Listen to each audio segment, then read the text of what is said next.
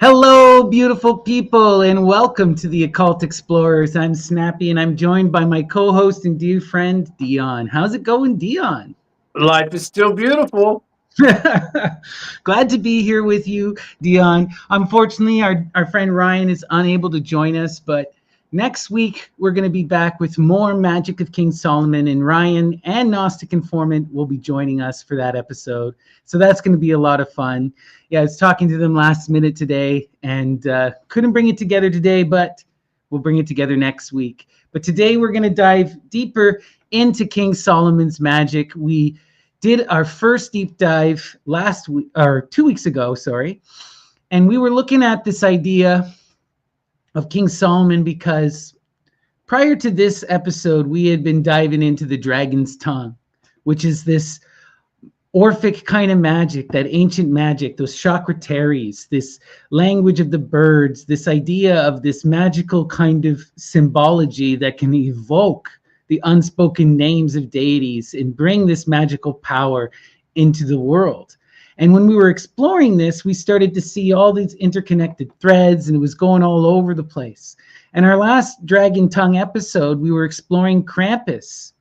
And when we were specifically getting into Krampus, we started to notice, right, Dion, that Santa Claus image is really a Christian magician. He's really a Solomonic magician in this Christian religious tradition, that Saint Nicholas is doing this kind of Solomonic magic to command demons, and that Krampus and his elves are really these demonic forces that are under his command through that magic, right? They even have the title, The Prophets of St. Nick. Wild. It's just absolutely wild. And so we started to notice that what we get is that with that chakra-teries, when we're exploring the dragon tongue, this kind of Greco-Roman magic, that tradition starts to bleed into so many different other traditions, and you get this great synthesis of all of these fringe magical ideas coming in. It's Greek, it's Egyptian, it's Roman, it's also Chaldean, Mandean, Manichaean. We have like all over the place, but the big one also coming in is Yahwism, Judaism, but this more mystical version of Judaism, because Judaism, as we understand it, didn't really exist at this period in history, right? But we do have this idea of Yah, this great God, and the evoking of the name and this magic of the name. And when we were exploring this idea of invoking the names, that is really seems to be where the Hebraic tradition comes in, because in the Greek and Roman tradition, there's this deeper ancient connection to the Pelasgian. There's these barbarous words which don't seem to have any etymological roots. They seem to, in many places, actually be representative of Babel, of people speaking, of doing glossolalia. Whereas in the Hebrew magical traditions, they're screaming the name Adonai, and they're using these Hebrew words, right? Mm-hmm. Oh, it gets deep. A dragon's tongue. I like how you put that. It's a form of a language that was spoken by dragons, who are temple guardians, temple keepers, shamans, magicians, kings, and priests throughout history. And writing it down, it's not always conventional to transfer it onto paper or to a statue, and it comes in the form of geometric symbols, iconography, and that's part of this language of the dragon, we could say. Yeah, these ineffable words, right? Iamblichus gets in this idea that to speak the true name of a deity, right? It's something that's beyond language and understanding, right? And it's this combination of, you see the sigils and you speak the barbarous words, and they come together in this connection. But like, it's purely this magical thing. They're getting into this realm of ideas and truths that cannot be spoken, that which is beyond our limited physical comprehension, right? Mm-hmm. You know what? I'd like to say another way. So it's words and talismans and language that controls them, but it's also, we have nonverbal communication and other forms of, let's call it symbolic magic. Part of what we'll be exploring today is water pots and robes, which people will know as maybe satyr magic. The act of a blanket, a flying carpet, magical cloak that you put on.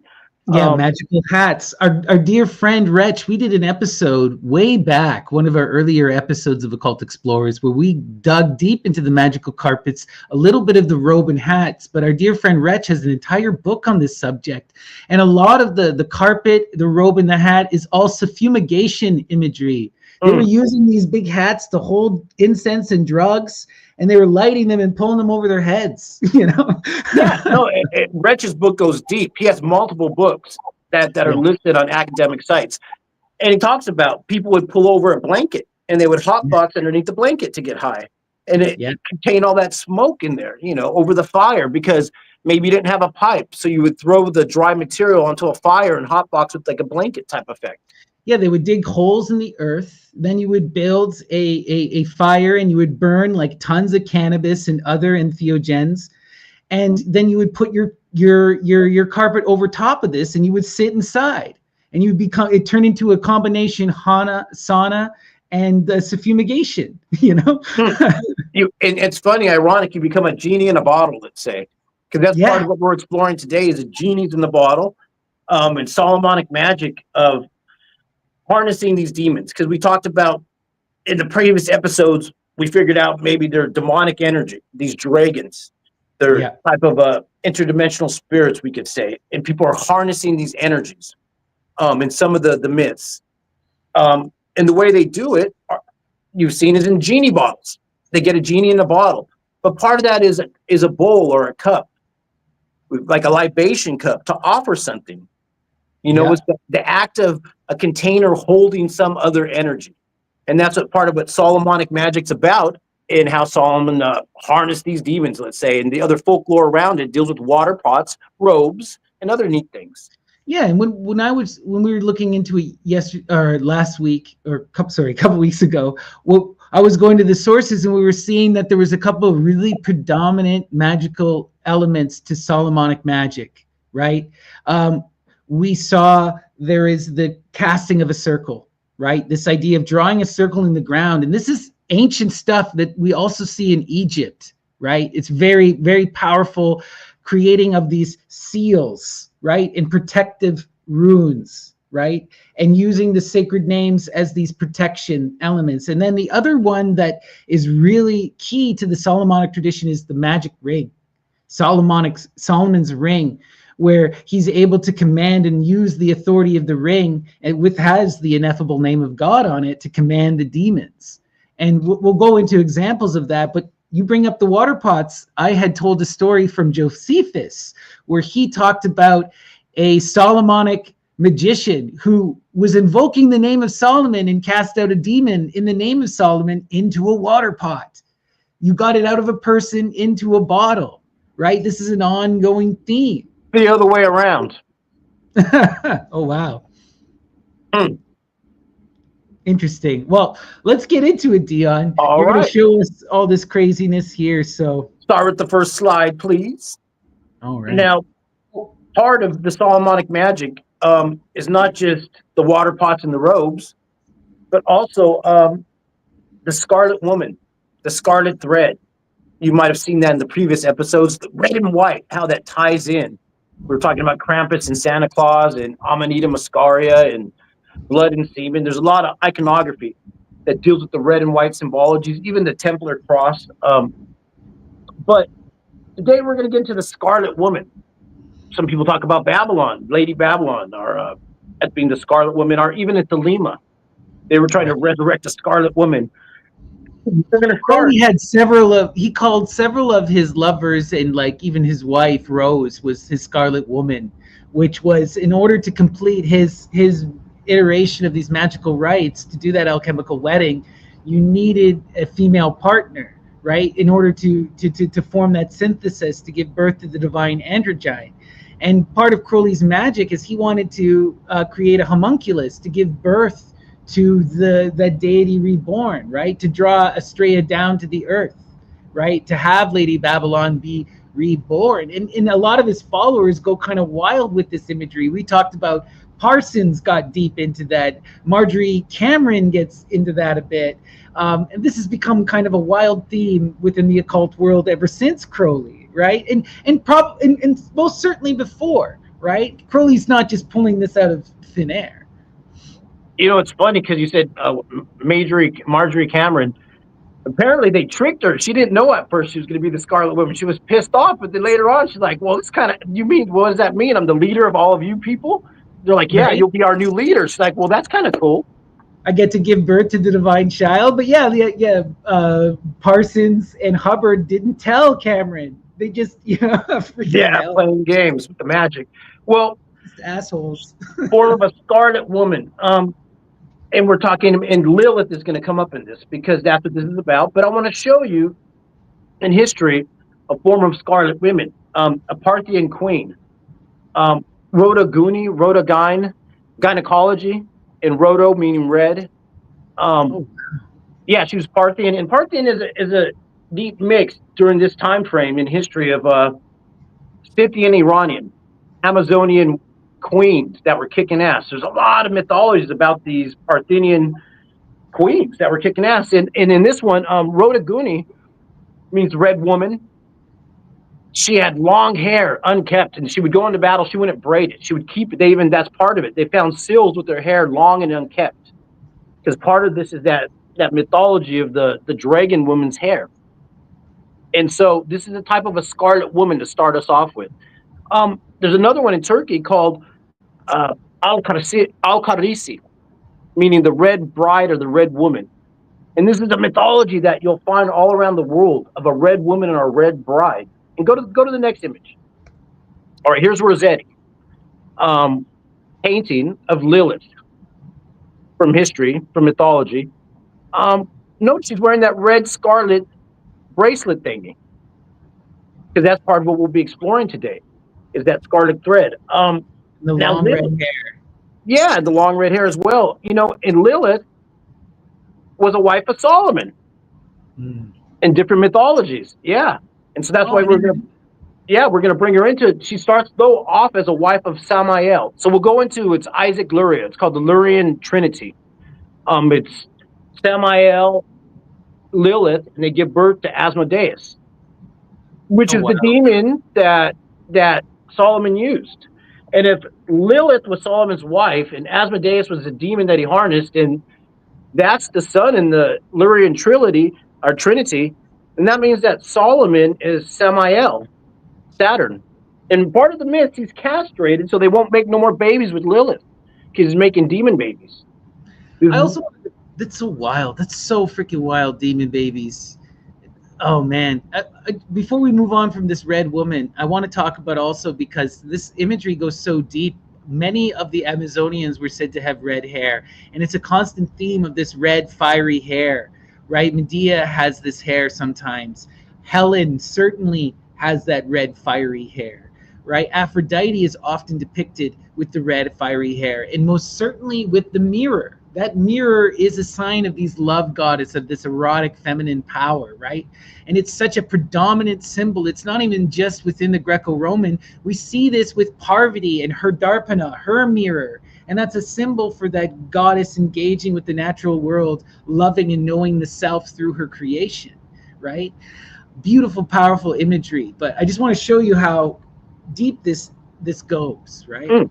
Yeah, and so in the mythology, the way that the spirits are born is when God makes the first human, or Adam, the spirit.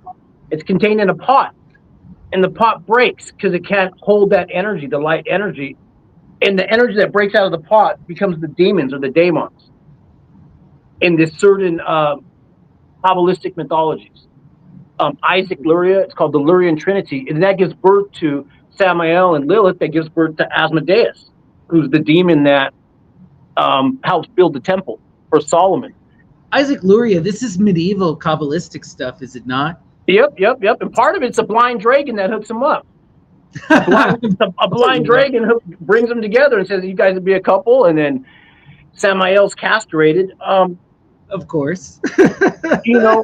And so that would make Solomon Saturn. Right. And with his magic pots clothed in a scarlet robe. So check it out. So Lilith gets with Samael, who was her second husband? Adam. Adam and Eve.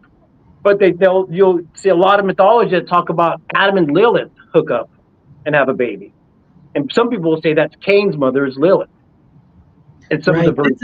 It's a much later tradition, but there's that predominant story where you hear about how Lilith wouldn't submit to Adam, right, in their sexual relations. She wouldn't be the passive role, and for that reason, Adam spurns her. It's so ridiculous, but this is part of the thing. She was too strong, and so they had to take a woman that was from Adam's body, from his rib, that was his lesser subject, right? From his backside, actually, not even the rib, huh? Right. Attached, like twins. And so you're right. So they excised Lilith out of a lot of the mythologies, but in other ones, she's there. You can find a breadth of literature talking about her. And go to the next picture. Oh, so right there. This is just to show you this, why we're talking about this. In Song of Solomon, your lips are like a scarlet ribbon. And you just saw that scarlet ribbon. This is the scarlet thread. So go to the next image. All right, right here. Here's one of these old paintings showing Adam and Eve in the garden. So Lilith is gone, and Adam and Eve get clothes. But in some of the versions, what kind of clothes do they get? They get snakeskin clothes. It's the cloth of the snake. It's like dragon skin. Oh, wow. Yeah. Trip out in different versions of that. Type it in. Type in snakeskin, Garden of Eden, clothes. And you'll see in different literature that comes up, they propose that they're wearing snakeskin for some reason. Maybe they know something. And in other literature, they talk about Seth. Have you heard of Seth? Yeah, this is going to come up in my presentation. He's predominant in the Gnostic literature. It's the brother of Adam. Oh, well, in this version, it's the brother. It's their son. Because son. Yeah, you have Lilith gives birth to Cain, and makes some nonsense. So they reward Adam and Eve with Seth. Seth in Egyptian mythology is red. There's something red going on there. And we're going to talk about that later. I just want to plant that seed for you. But yeah, this Seth thing is such a deep thing because it formed, like, there's an entire sect of Gnosticism called Sethian Gnosticism, where Seth becomes this saving figure, right? Representative of having that true knowledge and can recognize the demiurge for being the evil one, right? And seeing the truth. He understands that the snake in the garden is actually Christ and not the devil, Well, notice in the image, we got that red robe already coming in. So before we get into Seth, let's talk about Cain. Go to the next image. So Cain does a sacrifice. People know the basic story of Cain and Abel. Does a sacrifice. God doesn't like it. He likes his brother's sacrifice. And this goes back to the story of competing brothers. And you'll see this all the way up into Solomonic stuff, because Solomon even had brothers he competed with. Well, there's a lot of speculation on this too, because it's really interesting when you look at the type of sacrifices in the different cultures that are amalgamating and coming together at this time. Okay, the two predominant cultural groups that we have the agriculturalists, or the semi-nomadic agriculturalists, but those who are predominantly making their wealth and their food by tending to the land, and they're worshiping those chthonic deities, the earth deities, Dionysus, the Great Mother, Azrea, all of this stuff. And then you have the horse peoples, right? The people who are traveling and who are driving cattle, right? The horse and cattle people. And these people are totally dependent upon the cow or the horse for their lifestyle. And they're consuming and utilizing meat, and they're engaging in animal husbandry. And their sacrifice is one of animals. And so we're seeing this also, this is representative of those competing cultures and those differencing means of producing food and who really wields the power. And what the Bible is showing in this sense is that the meat eaters, those who are the horse people, they are the ones who have the power, and they're denigrating the agriculturalists. and they're saying that God demands blood. He demands the animal sacrifice, right? Well, yeah. Well, so Cain gets mad and kills his brother. Right. In some versions, and the blood goes into the earth, and the blood, and it says the earth cries out to the Lord. Like the earth is like a form of a cup protecting the blood. Because when the Lord shows up and goes, "Hey, where's your brother at?" It says that the blood cries out from the earth. And he gives him a mark. It's called the mark of Cain. Now, this mark of Cain is like the seal of Solomon. It's a form of protection against demons. And in some versions, it's a Hebrew letter where you get number 7 from. You can see right here. Just showing you a little bit about it. You could type it in. And some people think it's like a brand on his head. Other people say it's like a horn. Literally like a horn growing out of him. Yet other people posit that it's red hair. He has red hair, a red beard, and that's how he's marked with red. It's that scarlet thread. Go to the next image. You'll find this here. Here's one of these paintings showing Judas right there, where he's giving Jesus the kiss. And notice he has red hair and a red beard. In some of the mythologies, they'll say he's red like Cain. Because Cain has the scarlet thread, the scarlet seal, we'll call it, is one way to talk about it. And even Muhammad dyed his beard red and his hair red. There's different pseudos that talk about this for a reason, and we'll get into that later in the horns and cupping. So now let's go to Seth. I see that with the henna. Yeah, because Seth, they talk about Seth in Islam, and he's the one that to them in venison they call it hijama, which is cupping. You've ever seen the cupping thing where you heat up and put them on the skin? Well, yeah. In the original way, or some of the older ways, they would use horns. That's so wild. Interesting. And oh no, it's going to get deep into horns that leave seals on the body and mark. It's some weird stuff that, when it all ties together. And Seth is the one who's supposed to have invented this in Islam, this cupping with these horns. Go to the next image, because we'll talk a little bit more about Seth real quick. Here is a old fresco or stela thingy that shows what happened when Adam died. Adam's laying down, he's dead, and Eve is there. And so what they had to do was go to an angel and beg for something that's called the oil of mercy. They wanted the oil of mercy, and the angel said, nah, and gave him 3 seeds that they planted under Adam's tongue, and that's Seth and Eve. And those seeds sprout into a tree that later on, in different mythologies they talk about, is where Queen Sheba prophesizes in front of that tree. And that tree later on turns into the tree that they take the wood from to crucify Christ from. In different myths. No, I'm telling you, these are their myths. I love it. And are a bridge. Because Solomon tries to cut this tree down in different mythologies. The tree that was from the oil of mercy planted by Seth. And he can't cut it down, it grows back. So finally they maybe make a bridge with it. And it gets into some weird bridge symbologies. But I wanted to throw that in there. Let's go to the next image. All right. So because we're talking about Solomon and how this all relates to Solomon. We're gonna start with Abraham. If we're getting into the Bible, we'll go way back to Abraham. Yeah. Well, here's one where he's wearing some red robes, one of these little pictures. And who is he meeting right there? He's meeting a guy named Melchizedek.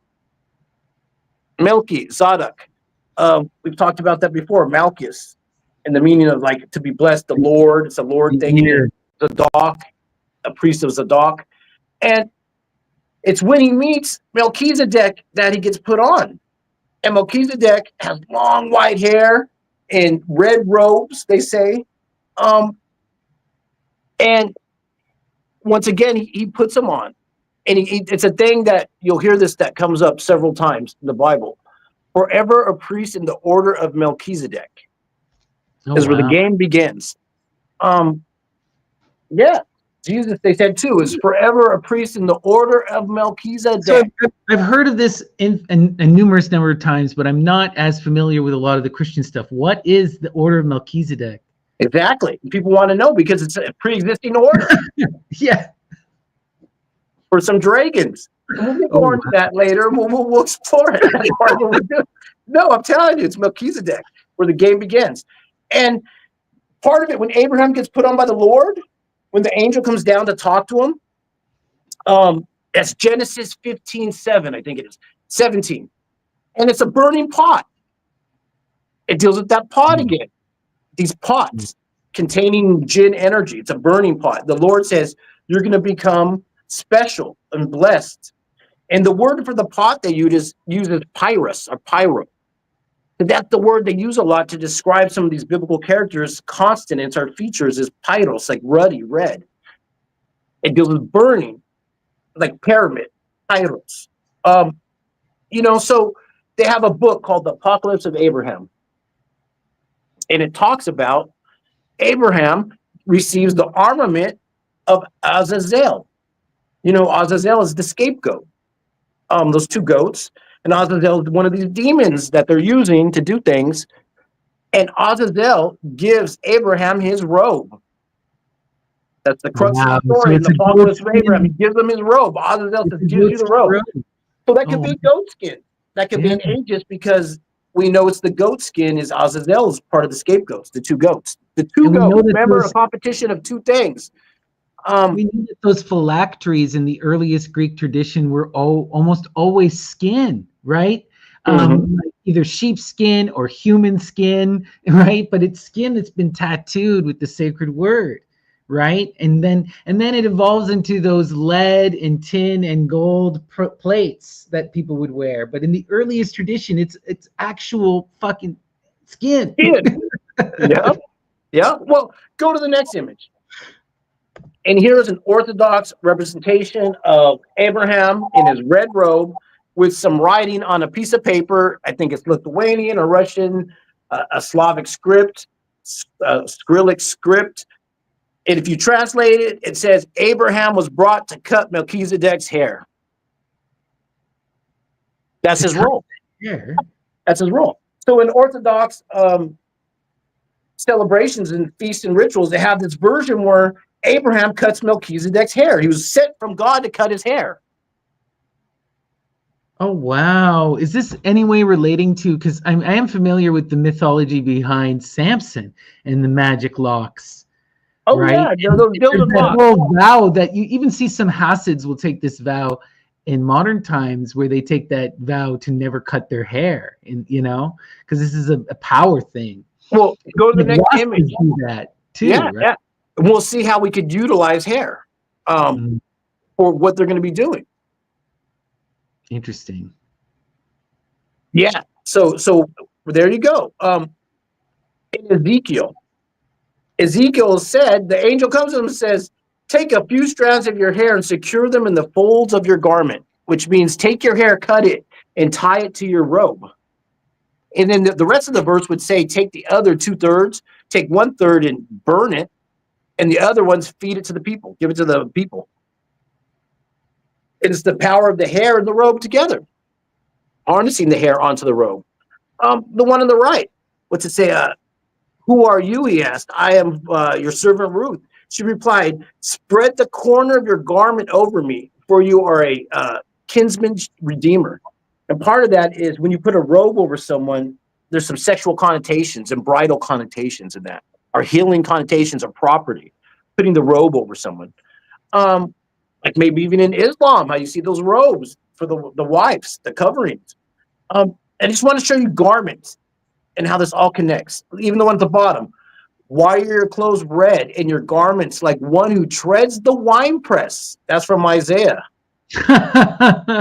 That sounds pretty Dionysian. I'm just saying, these red robes are incorporated into it in hair and the usage of these powers to work with demons.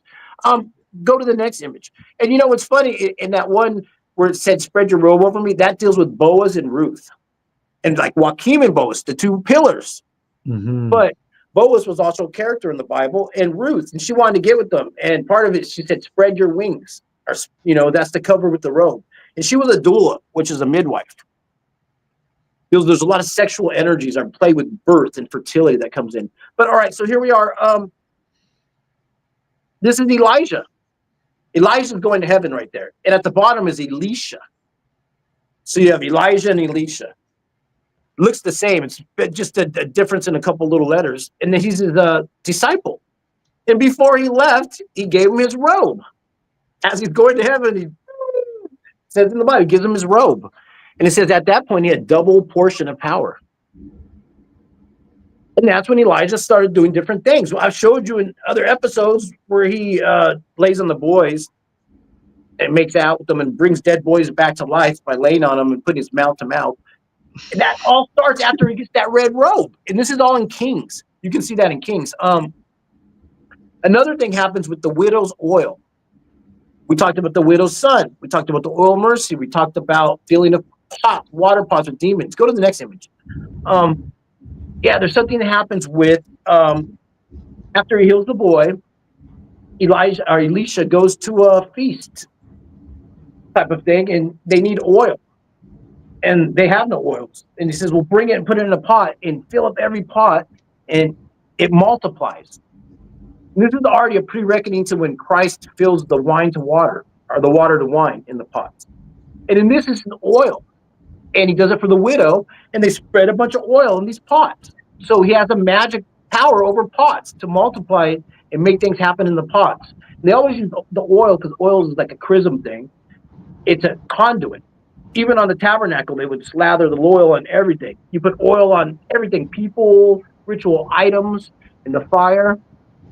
And so even one on the right, and this is still in Kings, and this is Elisha, this is the next feast he goes to, and it says, and they poured it out for the men to eat. But when they tasted the stew, they cried out, there is death in the pot. Death in the pot. So Elisha comes and he says, nah, does a spell over the pots, and now the food tastes good. And deals with death in pots, or life in pots. Either or. Controlling these pots to harness. And Elisha, from getting his robe, now the power over the pots. Let's go to the next image. Boom. You know, and so we're going back in time right here in chronological order to Jacob and Esau. Talked about the story several times where Jacob, or Esau, who's red, meaning red, comes in from the field looking bright red. And guess what? Jacob's cooking a red stew. It even says it twice in the thing. It says red. I remember this, yeah. And it says it even twice in some Bibles. He's cooking a red stew. They want you to know it's red, and it's like that pyros, that same root I'm talking about, the pyros root. And he goes, yo, I want that stew. And this is like a lunch porridge. And he goes, well, trade me your birthright over Israel. And how good is this soup? He's like, man. Oh yeah, that's cool. Yeah. So are we to believe this red drink is really just a porridge because he was hungry? Right. That he'll give up his right to be the king of the chosen, tribe? No. And we know that the soup is a magical image. It's one that constantly reoccurs. It's associated with Dionysus and the festivals, right? They would make these soups. They would do these mix-ups, cutting things up on the plate, the satire plate, and then mixing it into a stew. Famously, in Aristophanes' Frogs, Dionysus talks about the nostalgia for homemade soup and how he will know his brother Hercules because of his love for soup. And it's like, this is a joke, but there's something here, right? It's too recurring of a theme, and Dionysus is the god of freaking revelry and drugs, man. Oh, well, there's something in that stew that the brother gave up his birthright to lead the whole kingdom of the world, to control everything. And then Jacob goes back and tells his mom, they're like, well, dad still ain't going to bless you because you ain't the chosen one. And she goes, well, here's what we'll do.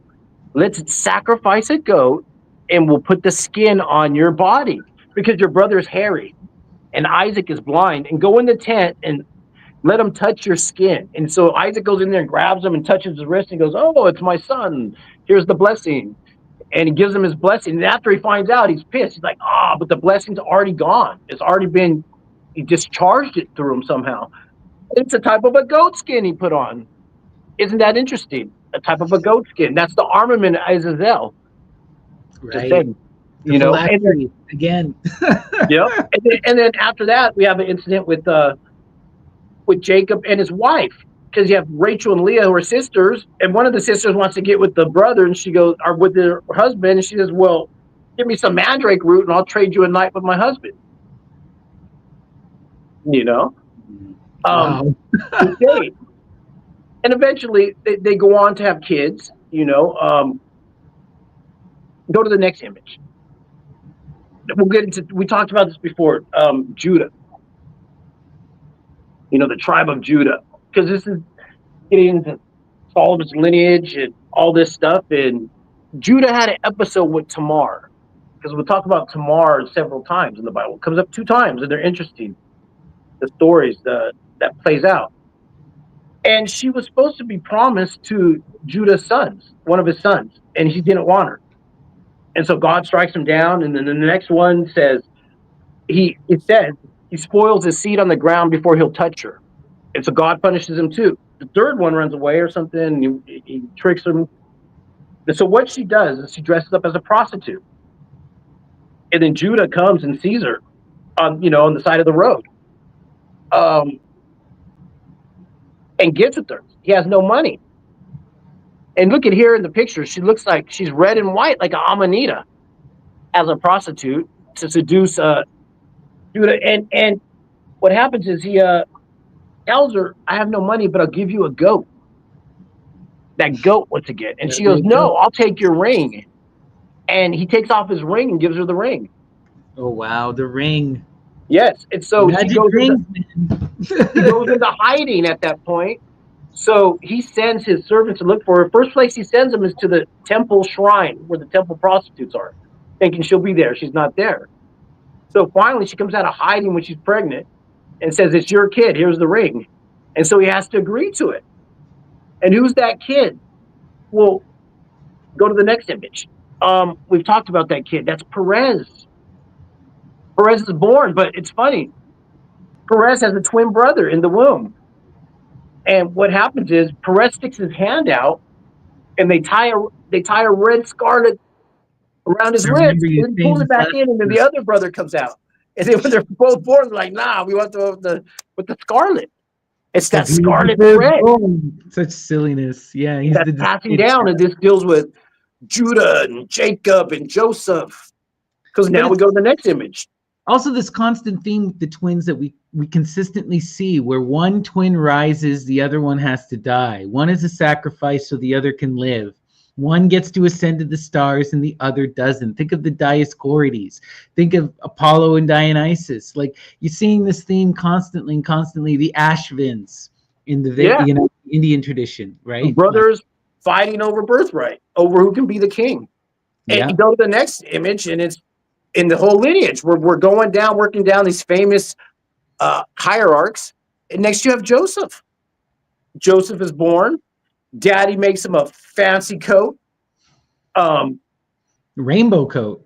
Yeah, rainbow coat. The brothers get mad because they think he's going to take their lineage. He's going to. So what do? They put him in a pit, and they take that robe and they cut it and dip it in goat blood. It's that scarlet thread once again with the goat. And they take it back to him, and he freaks out. Even you can see on the screen, he says it Joseph, and he freaks out like, the dad's like, what'd you do? He's dead. Which eventually he comes back later. But first he's sold into slavery, right? Yeah, that's right. That's right. But go to the next image, because it's ironic that it's the one on the bottom. She caught him by his cloak and said, come to bed with me. But he left his cloak in her hand and ran out of the house. That's Joseph and Potiphar. That's with and tears part of the robe in some of the myths. Or it's like the Sindon being left behind by somebody running away, the robe, that magic robe. And this still was a sexual encounter. She was trying to get with Joseph, and he's like, no. And he runs away. And the one on the left is from the New Testament. Talked about that several times, were Talitha Kum. That's where Jesus used the Aramaic phrases, like maybe 10 or 12 times in the Bible. When he says Aramaic, it's in the form of a spell, or his disciples would say it, like spitting in eyes or doing things, healing people from the dead. And in this one, there's a woman who's been bleeding for 12 years and grabs him by his feet. And everyone gets mad. They're gonna get her as disciples, and she tells them, "Heal me, my Lord. I've been bleeding for 12 years." And he tells her, "Talitha cum, daughter, rise." Then after that, the next story is he goes to a widow or to a woman who has a 12-year-old daughter who's dead, and he raises her using the Aramaic phrase. And they both have a 12-year imagery going on. One is 12 years of bleeding, and the other one is the daughter is 12 years old and dead and is being raised. Oh, and part of it, the robe is part of it, his powers, because it says in the Bible that when the woman touches him, he felt his energy drain from his robe through the robe. And he's like, whoa. And then 12 makes me think the zodiac cycles, right? There's some stellar shit going here too. Yep. And since we're talking about Joshua, did I say Jesus or Joshua? Same thing sometimes. Go to the next image. There's something that happens with Joshua.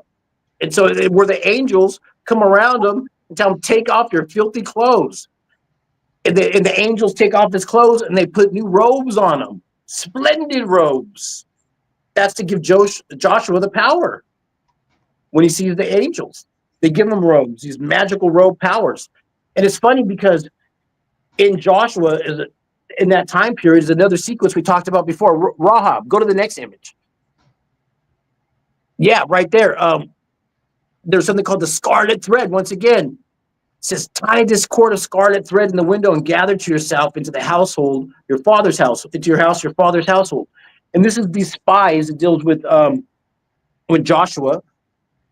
He's at battle with the enemy, and this woman puts down a red scarlet robe so his people can know where to go to. And once again, it's like up in the window. It's like Rapunzel, let down your hair. There's this stuff going on. This is part of the scarlet thread in this Solomonic magic. All right, so go to the next image. And it's even funny because Joshua, they had some point, they had to make a tough decision. And what they did was they used a pot with lots. And they drew lots out of a pot to make the decision. So here we're going to get into some more robes. Because we got Samuel, Saul, David, and we're getting close to Solomon. Because we're going up the lineage, grandpas and stuff. And in one, the one on the left, you have King Saul in his red robe grabbing the prophet Samuel's robe. And it rips off.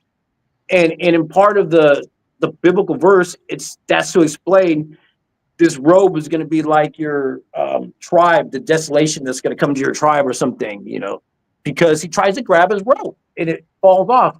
What's funny, because you fast forward in the chapters and you have David, who is his father-in-law, is Saul right there, who had just grabbed Samuel's robe. And in this version, Saul goes to hide in a cave from the enemy. David's behind him right there. David cuts a piece of his robe off, seeing it's red right there in the image. And then later on goes up and shows him, hey, here's your robe. I could have killed you when I wanted to. Because he thinks that his son-in-law is trying to kill him. He goes, no, I was behind you the whole time and I didn't kill you. And that's Samuel 18:4. And the other one is Samuel 16:12. And it deals with robes. Each one passing down the robe technology to the next lineage.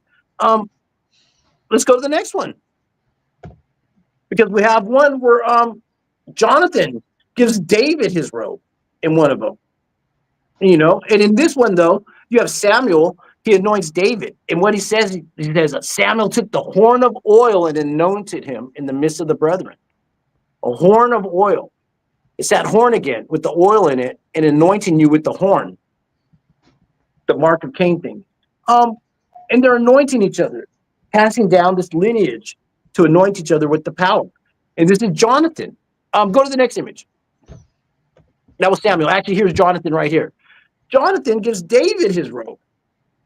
When Jonathan is a prince, and at this point, you can see David is a shepherd in the field, and he gives him his red robe. That's how he made him. That gave him his power. He put him on. It's like you're a made man with that. Magician robe. Yeah, because David is important, because David is the next step before you get into Solomon. So go to the next image. All right. So we have this one where David, has some kids. Talked about Tamar earlier, where they get the word Tamara from, the root. David's firstborn, Amnon, rapes his sister Tamar. And Oh, wow. the way they know is because she comes in with torn red robes. That's what they could tell.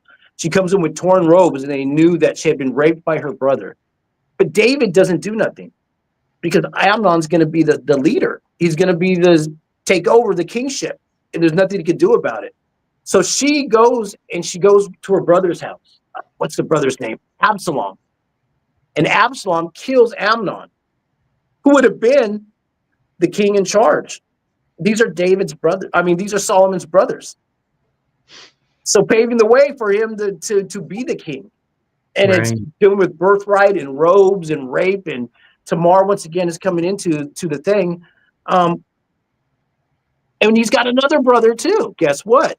Solomon. So besides Amnon, and we talked about Adonijah in the past episode, who tries to take over by getting the prostitute, Tamar from the original story at the harem. She's like, well, if I can get my dad's old prostitute from the harem, it'll show that I'm the king. If I can get his Tamar, and they won't give him to her or give her to him. So his other brother, we've talked about before, Solomon's brother, half brother, Daniel. Remember Daniel and Shadrach and some crazy prophetic wildness going on there. Potential castration and drugs and feminization. Well, right there, it says it in the Bible that the king's main eunuch, Ashpenaz, was put in charge of Daniel and Shadrach and was told to give him a special diet of food and herbs to make him pretty. And he said, no, Daniel wouldn't do it. He said, I'm not going to do it. Because it deals with prophecy. They were used as oracles. And even later, Shadrach is put in the oven, all three of them, and they're taken out by the angel. You know, same thing. And look at Ashpenaz, which means the horse's nose. And he was a Persian slave. The most powerful. They were the powerful in the kingdom. They ran everything. Yeah. You know, for everybody. Red robe, once again, right there. And in another version, we talked about the book of Daniel. It talks about how he kills Baal and the dragon.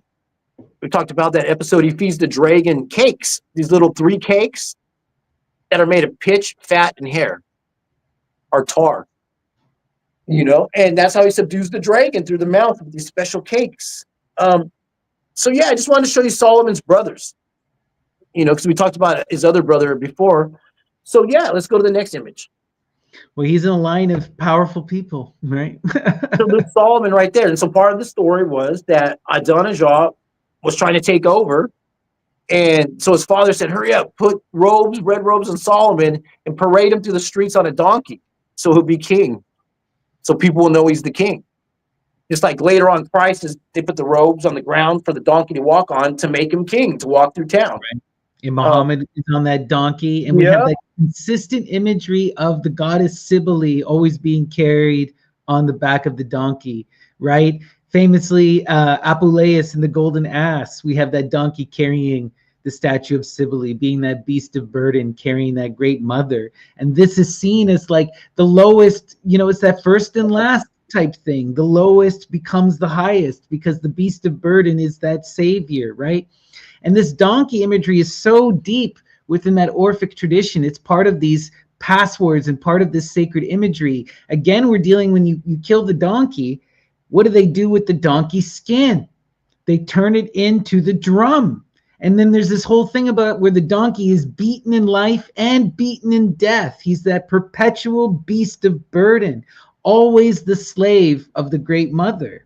And that drum also becomes what? The Satyr plate, where we cut everything up and mix it up, you know? So there's all of this interconnected stuff with all of these imageries having to do with this revelation and the establishment of these kings, with this child of the great mother being born and coming into power, right? Mm-hmm.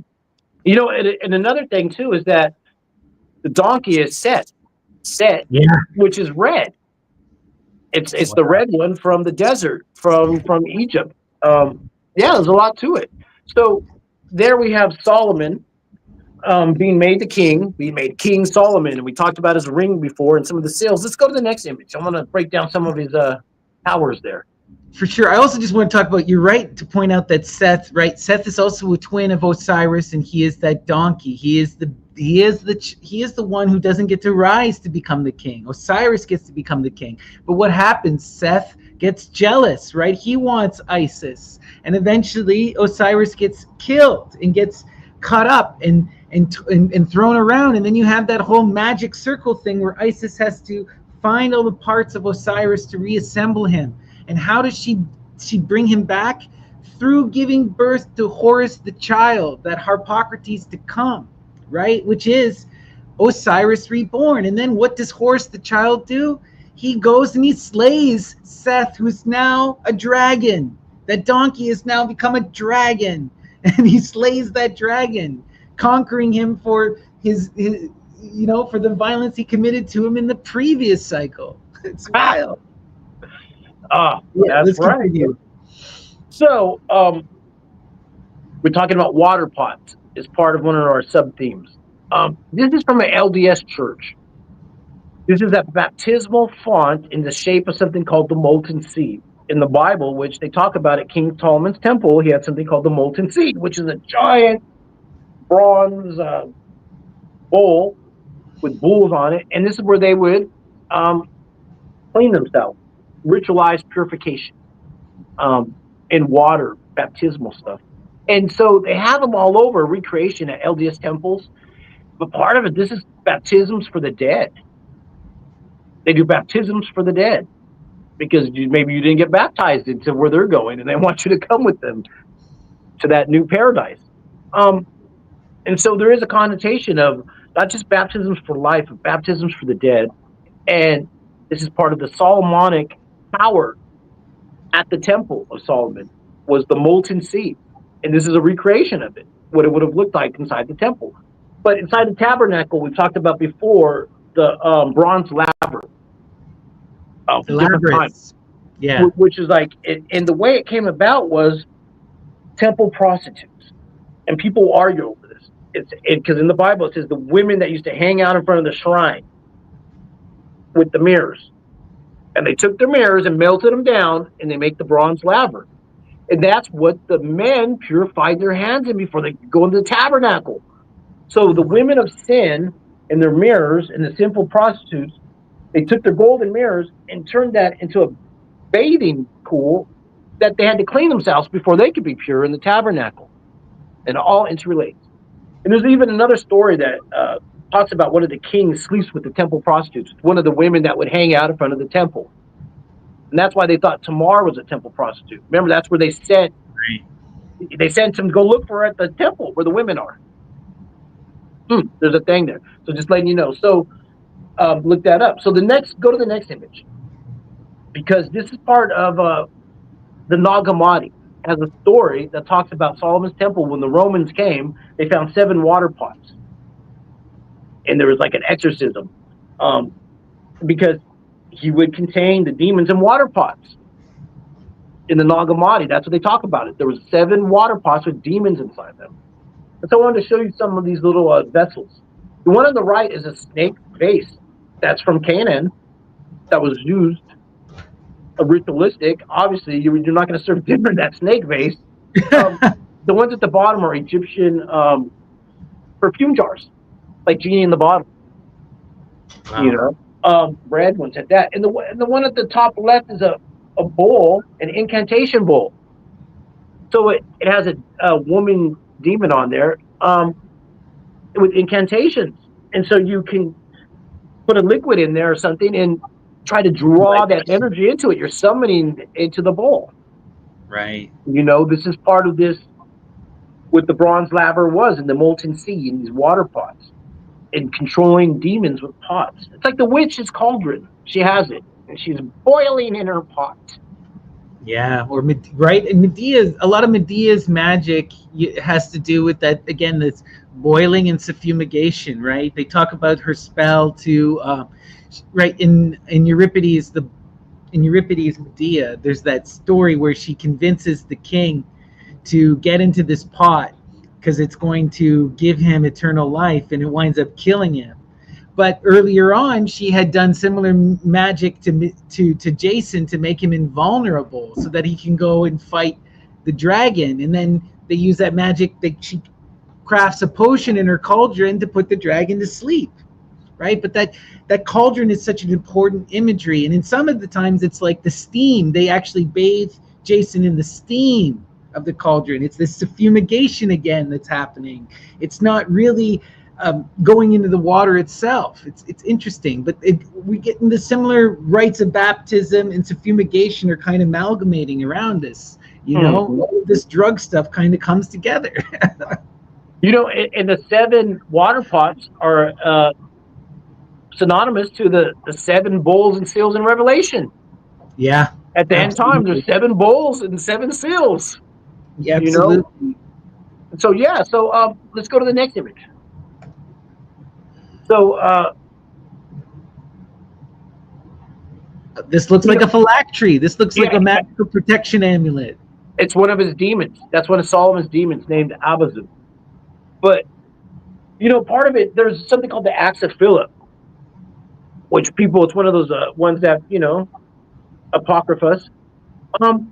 And he has some wild stories in it. In the Acts of Philip, they have a trinity as well. I think it's Peter, Simon Peter, Shamun, which so it's Simon Peter, it's Philip, and it's Mary Amene, who's a woman who has to dress as a man. And this is the Act of Philip. Yeah, this is a number 8 or 9 in the Acts of Philip. And she dresses up as a man, and they go to battle demons and spread the gospel. In one of the stories, they meet up with Solomon's dragon. This is Acts of Philip number 10. If you want to read it, Google it. And it says Mary Amene is dressed up as a boy, and Peter and Philip meet the dragon. He says, "Yeah, I'm Solomon's dragon. I helped him build the temple." Well, how do they subdue him? With cups of water. Yeah, cups of water. It says that they subdue him with cups of water, the Trinity, with the woman dressed as the man. Number 10, Acts of Philip. And now this right there is one of these pendants that has Abazu. And Abazu is one of the demons. Because we talked about the different demons, Azazel, Asmodeus. Abazu is another one. I talked about her before. Because she has special hair. Eventually, Solomon subdues her by tying her hair to the temple. Her really long hair. And that's how he subdues her. To the pillar, to the Joachim bows. On this pendant, he has her hands tied behind her back and he's whipping her. Oh, wow. That's the demon that builds the temple for him. That's part of the process. It's the subduing them and whipping them. And this is one of these pendants, and her name is Abazu. And she's famous for her hair. This makes me think of, remember when we were looking into all of that Aphroditic magic at the start of the Dragon's Tongue episode, and we were looking at the Strophalos of Hecate, and we found out that it's that Yunks, that Jinx bird, but this is also related to these demonic spirits. And the idea was you had to take this spirit and bind it to a wheel, and then you forcibly spin that wheel, and this is how you're able to curse someone. But it's through, again, the binding of the spirits to the wheel, imprisoning them within the circle, and and it's the spirit energy again, right? And that's how you possess someone. That's how you take away their will, right? Through the yunks, the jinx. Well, if you notice, the tip of the whip is going to a wheel right there. That little wheel symbol. Yeah. Exactly, to the wheel, the Strophalos again. Get that thing spinning. The lapis lazuli, the spinning top, right? That distraction, that distraction, right? And what magician magic is always about, right? Pay attention over here while we can take you off guard, right?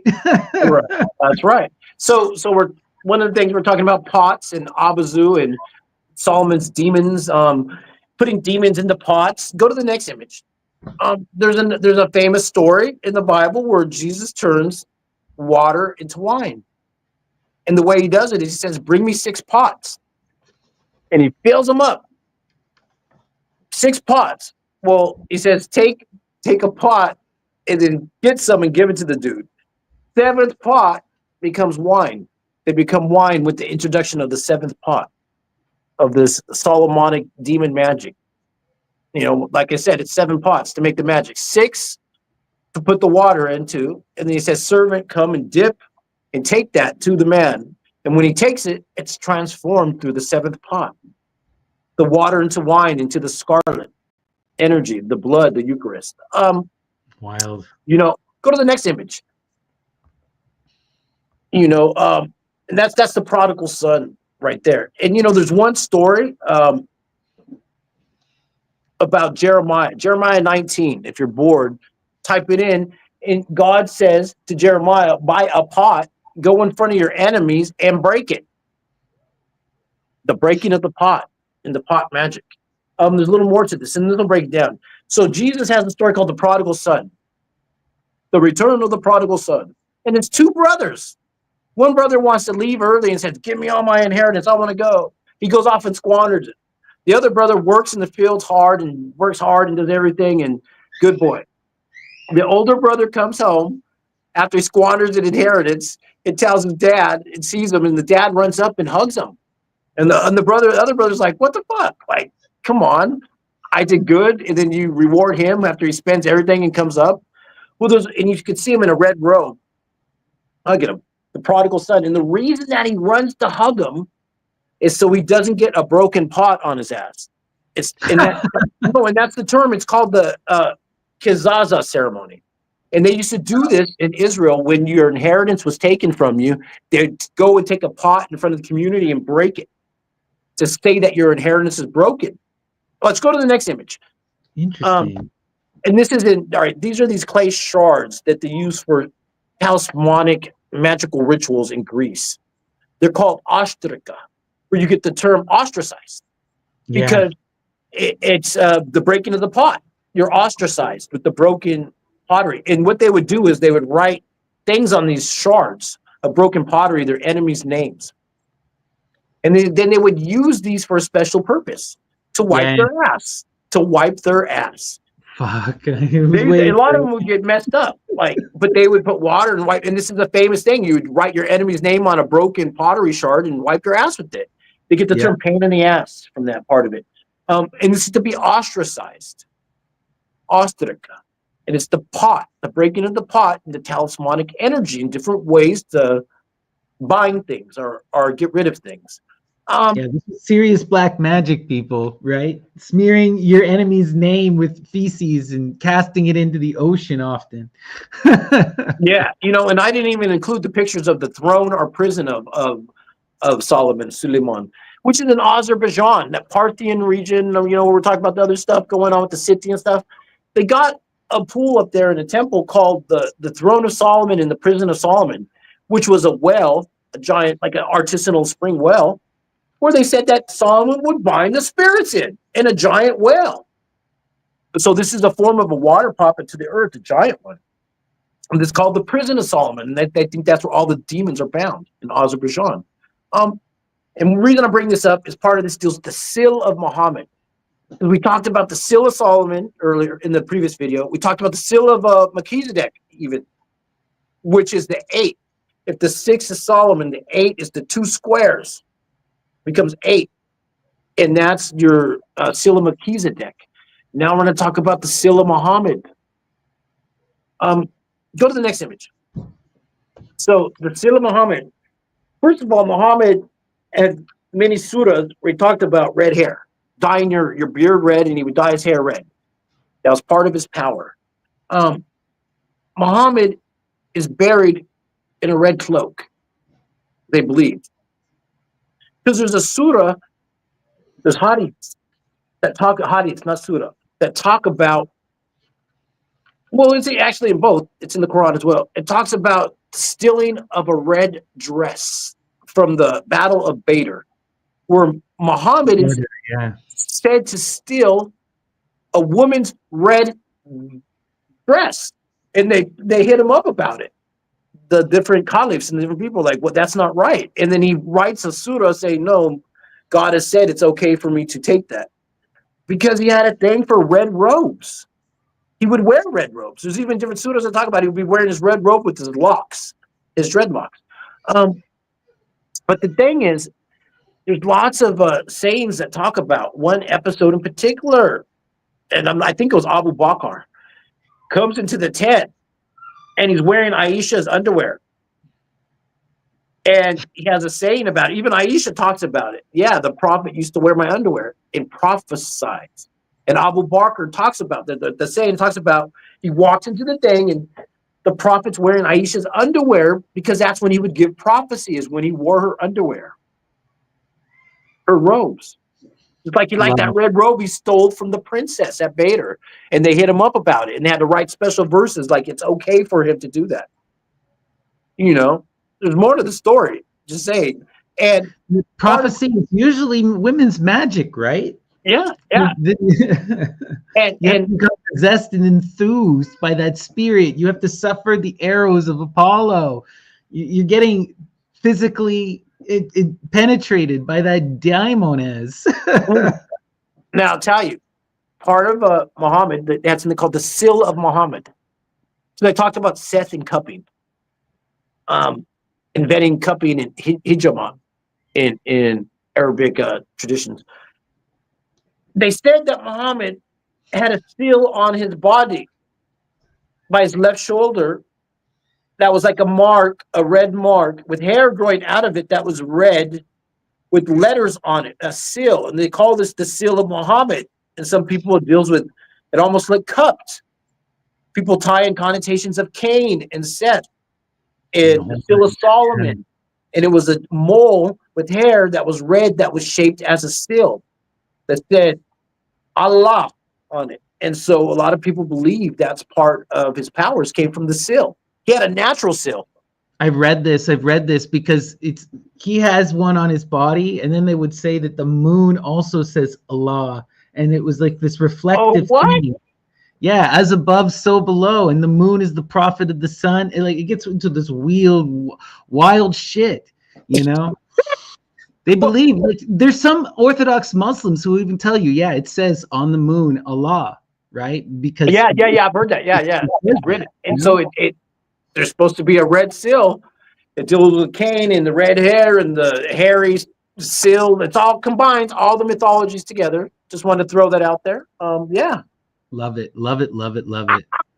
So that's the end of your presentation, Dion. Amazing. Some just more Solomonic folklore to throw backstory into what we think Solomon is. There's so much mythologies and folklore around it that it's juicy. It's so juicy, and it ties into so many different things, and there's so many different avenues of thought to explore this. And because Solomon becomes this kind of great white wizard within the Western tradition, you know, and it's so prevalent, especially as we get into the later Christian eras, that we have to talk about him if we want to talk about magic. It's just it's where we got to go. So for my part of the presentation, I wanted to get deeper into the source texts. So last time we were looking at the Testimony of Solomon, which is an old grimoire, and I was looking also at the Bible. These are considered two of the most authoritative and oldest sources for a lot of the Solomonic mythology. Today, I wanted to expand and look at more of these early sources. So we're going to go to, Dion already did a bit, but we're going to explore the Nag Hammadi library today. And we're also going to look at the 1001 Nights and the Quran. I don't know if we'll get to them all today, but we'll go through a few of them and we're going to have some fun. This is just a really famous painting I wanted to show. I really like it. And we have King Solomon with his hopo bird commanding the angels and the demons, right? He's having the demon perform for him. And this is our great white wizard, right? And I really wanted to focus on a lot of these Near East texts, Islamic and Gnostic kind of stuff, because that seems to be where we're getting a lot of this magical imagery from, especially the Islamic tradition.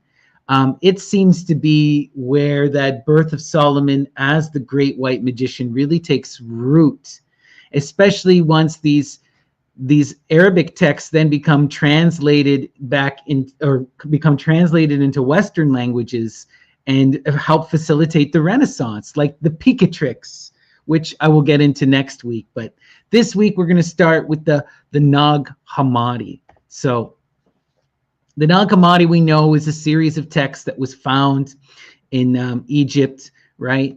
And there's a bunch of them that vary in dates and whatnot. I wanted to look specifically for Solomon. The first and the oldest text that references Solomon in the Nag Hammadi is called the Apocalypse of Adam.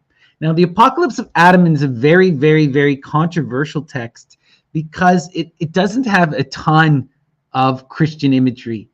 And you'll see dates widely vary. Some scholars will put this at 50 AD. Some will put this at 150 AD because of just, we're not sure. There are some things that could be considered Christian, but not a whole lot. But the basic idea in the Apocalypse of Adam is you have Adam telling the story of creation to his son Seth. And he iterates that the world was actually created by this evil god named Sakla, and that Sakla imprisoned us all as slaves, and that the true God is this divinity behind Sakla. And there's this trinity that appears in the Apocalypse of Adam to Adam and Seth that is made up of Abraxas, Gamaliel, and Sablo, which are these three demonic names that will occur throughout the Solomonic tradition in various ways. Sablo sometimes becomes Samblo, Gamaliel sometimes becomes Gamaliel, but you'll see these reoccurring names. Abraxas, we all know and love, one of the most famous. But this idea of this trinity of demonic angels coming to reveal stuff. One part, the part that mentions Solomon in the Apocalypse of Adam, is going through, they talk about 13 different kingdoms, 13 different perspectives to how the universe unfolded, or 13 different cycles. It's hard to gather because it's such a mystical text, but one of these cycles talks about Solomon, and it's the fourth kingdom. So I'm going to read for you what the text says. The fourth kingdom says of him that he came from a virgin. Solomon sought her, he and Pharsalo and Sauel and his armies, which had been sent out. Solomon himself sent out his army of demons to seek out the virgin, and they did not find the one whom they sought, but the virgin who was given them. It was she whom they fetched. Solomon took her. The virgin became pregnant and gave birth to the child there. She nourished him on a border of the desert. When he had been nourished, he received glory and power from the seed, and from which he was begotten, and thus he came to the water. So we're seeing that this is kind of like a failed prophecy, a failed Christ.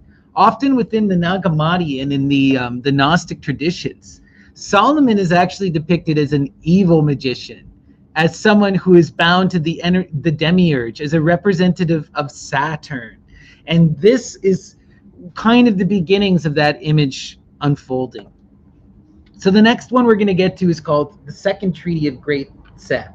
Now, this is an explicitly Christian text by this point. This is actually a homily or a sermon, sayings of Christ, right? And the title is kind of a weird misnomer. We're not sure why it's called the Second Treatise of Great Seth. There isn't a first treatise. A lot of people believe it's a mystical thing, but the key here is this is where we get to see the Gnostic idea of the previous prophets, the non-Christian prophets, as these demonic, evil prophets that are hiding us from the true Christ, who are bound to the demiurge, to that Yaldabaoth, or to that, this evil Saturnian god. So it says here, Solomon was a laughingstock, since he thought that he was Christ, having become vain through the realm of seven. Brings us back to your 7 pots, Dion. He became vain through using the 7 pots, as if he had become stronger than my brothers and me. But we are innocent with respect to him. I have not sinned. The 12 prophets were laughingstocks, since they have come forth as imitations of the true prophets. The true prophets being Seth and Jesus, right? So we now have another one of these texts, the Testimony of Truth. Another Gnostic text, Christian text.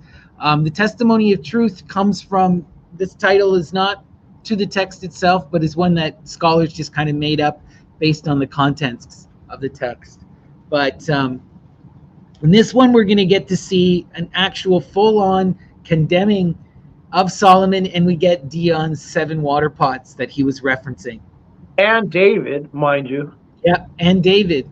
So this is the source that Dion was citing for his 7 pots. It says, they are wicked in their behavior. Some of them fall away to the worship of idols. Others have demons dwelling within them, as did David the king. He is the one who laid the foundation of Jerusalem, and his son Solomon, whom he begat in adultery, is the one who built Jerusalem by means of the demons, because he received power.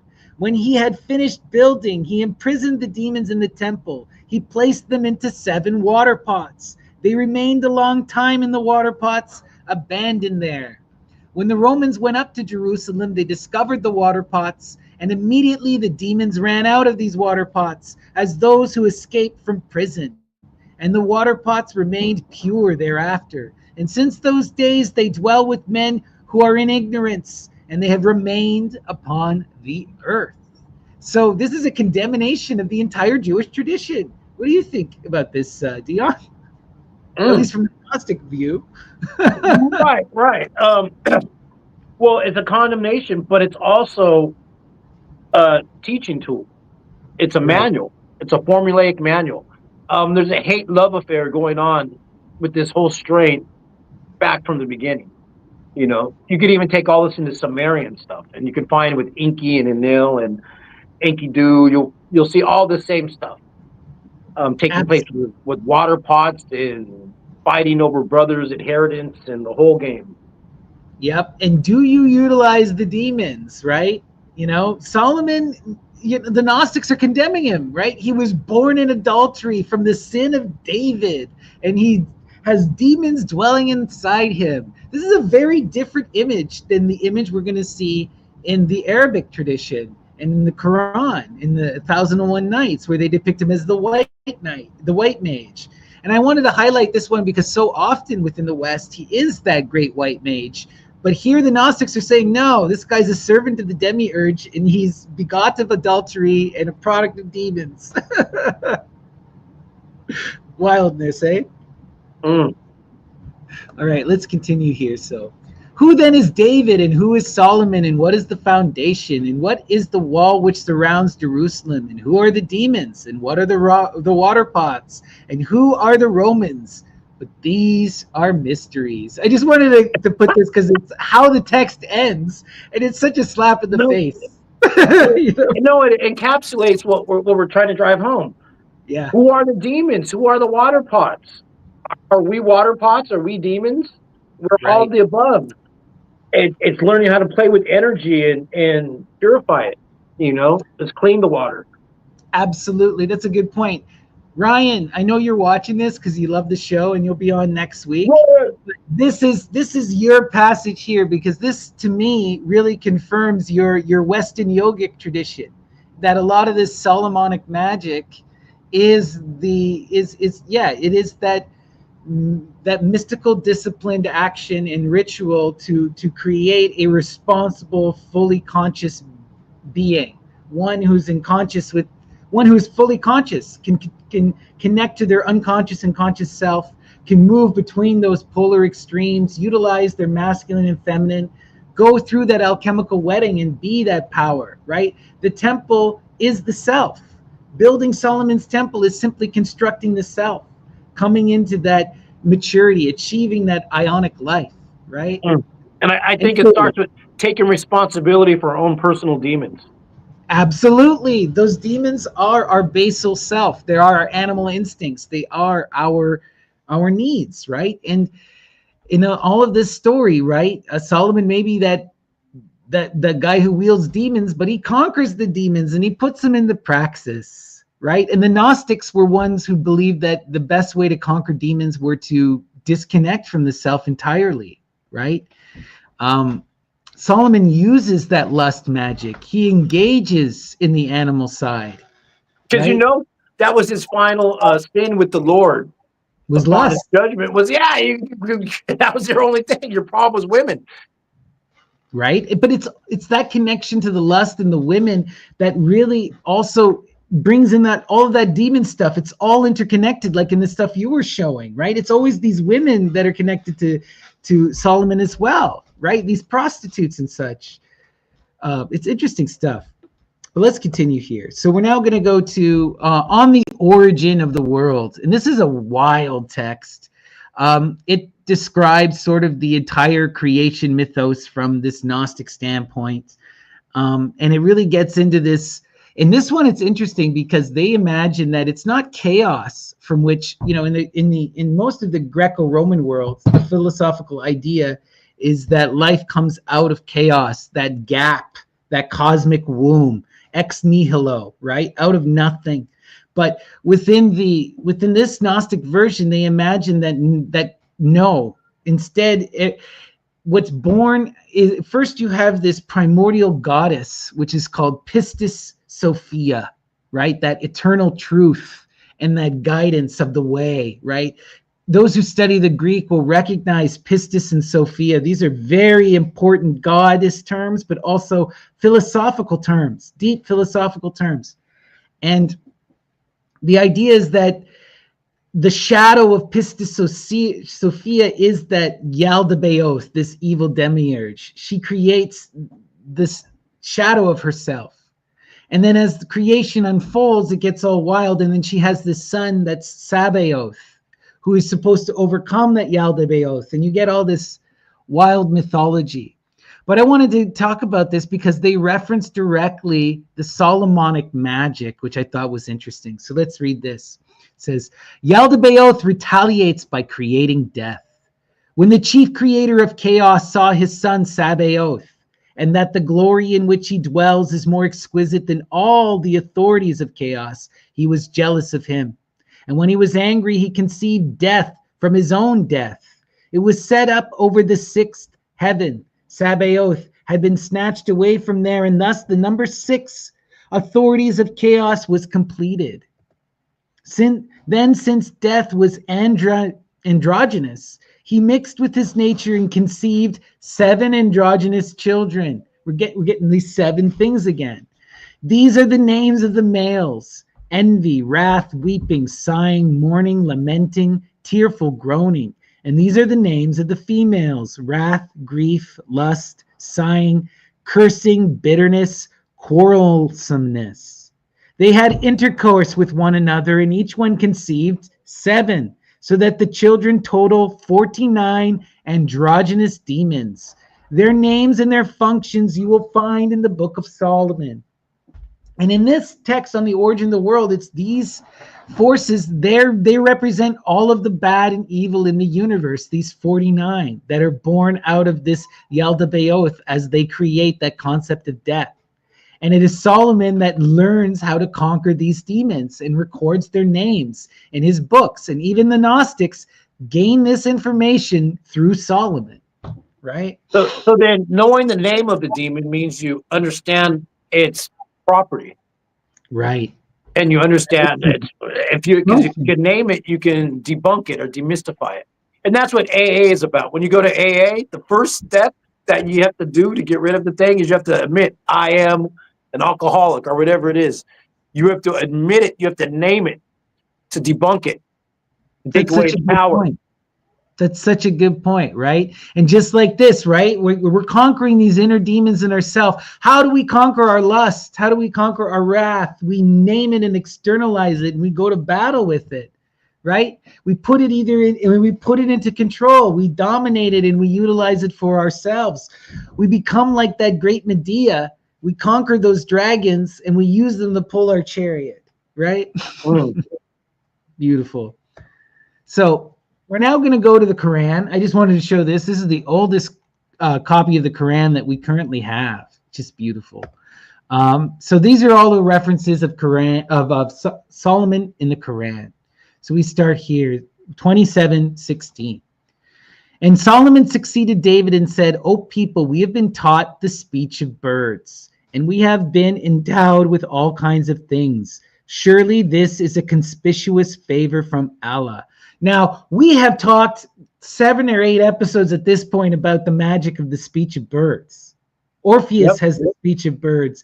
Aphrodite grants the speech of birds. The Vedas are the speech of birds that are heard by the rishis, right? That's that magic to learn the true word, right? The Christians get obsessed with this in the later tradition with that idea of the logos. But we know in the original Greek that logos is reason, that faculty of reason. But it's wild stuff, right? Solomon has that power of the bird speech, like all of the great prophets of the ancient pagan world, like Orpheus and Musaeus, right? Interesting. Well, you know that his main bird is the hoopoe bird, Right. and in the Iranian myth, it's a woman who is combing her hair in her underwear, and the father walks in, and she's shamed and jumps out the window with the comb in her hair, and she dies with the comb in her hair. That we've shown you the Chandragadakar, where she's a fertility goddess because her bottom half shows uncovered, no underwear, but she has weapons in her hair. It's like Medea's hair, the weaponized hair. And she falls out of the window with the comb in her hair, and God turns her into the hoopoe bird, which communicates with Solomon. That's his main bird. That's when it talks to Sheba. And like I said, it's a deals with sexuality, father, daughter, the coming in, the falling out of the window. Remember I talked about the window up above. You know, it's yeah, there's a lot going on there. Oh yeah, we're gonna get deeper into it. I got some nice hoopoe stuff for you coming up here, Dion. Next passage. Hosts of jinn and humans and birds were marshaled for Solomon and were kept under full control.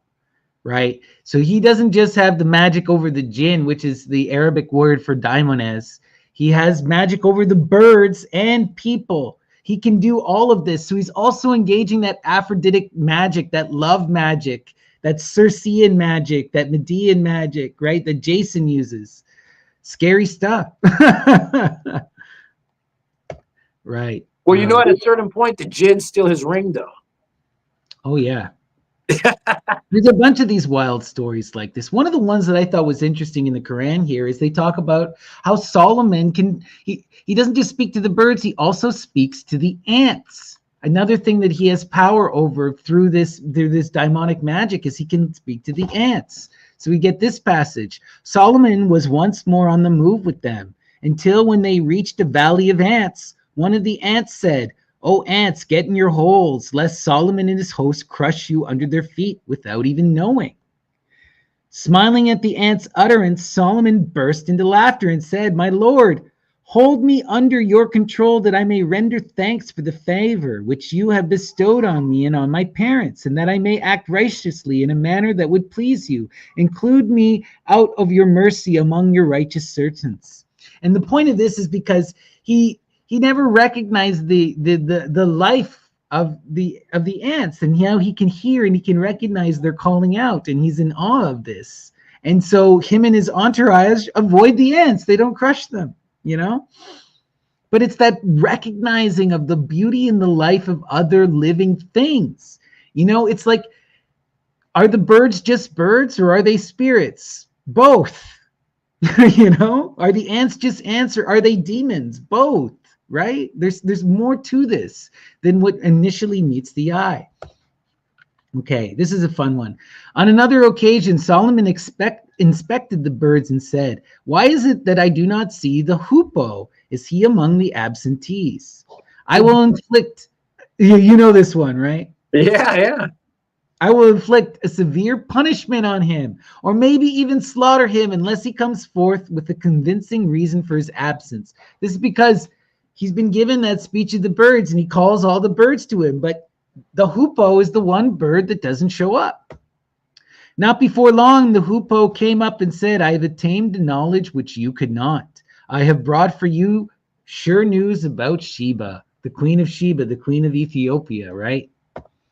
"I found there a woman ruling over them, one who has been endowed with all things and has a mighty throne." And we know that mighty throne imagery. This ascending the throne and attaining that power. Sheba is this equal. This will allow Solomon, by engaging her, to complete that magical wedding, that alchemical wedding, to go through the lovers, right? I found that she and her people prostrate themselves before the sun rather than Allah. Satan has made their deeds appear attractive to them and has thus debarred them from the right path, so they do not find true guidance. Now, this really stood out to me because we have a queen upon the throne worshiping the sun. Does this not scream to us that Proto-Indo-Aryan, that ancient stuff, that Pelasgian stuff, Helen, Medea, right? Wild. And so that's all the references we have in the Quran. The Quran is pretty sparse on Solomon, but we were getting into some of that wild hoopoe stuff.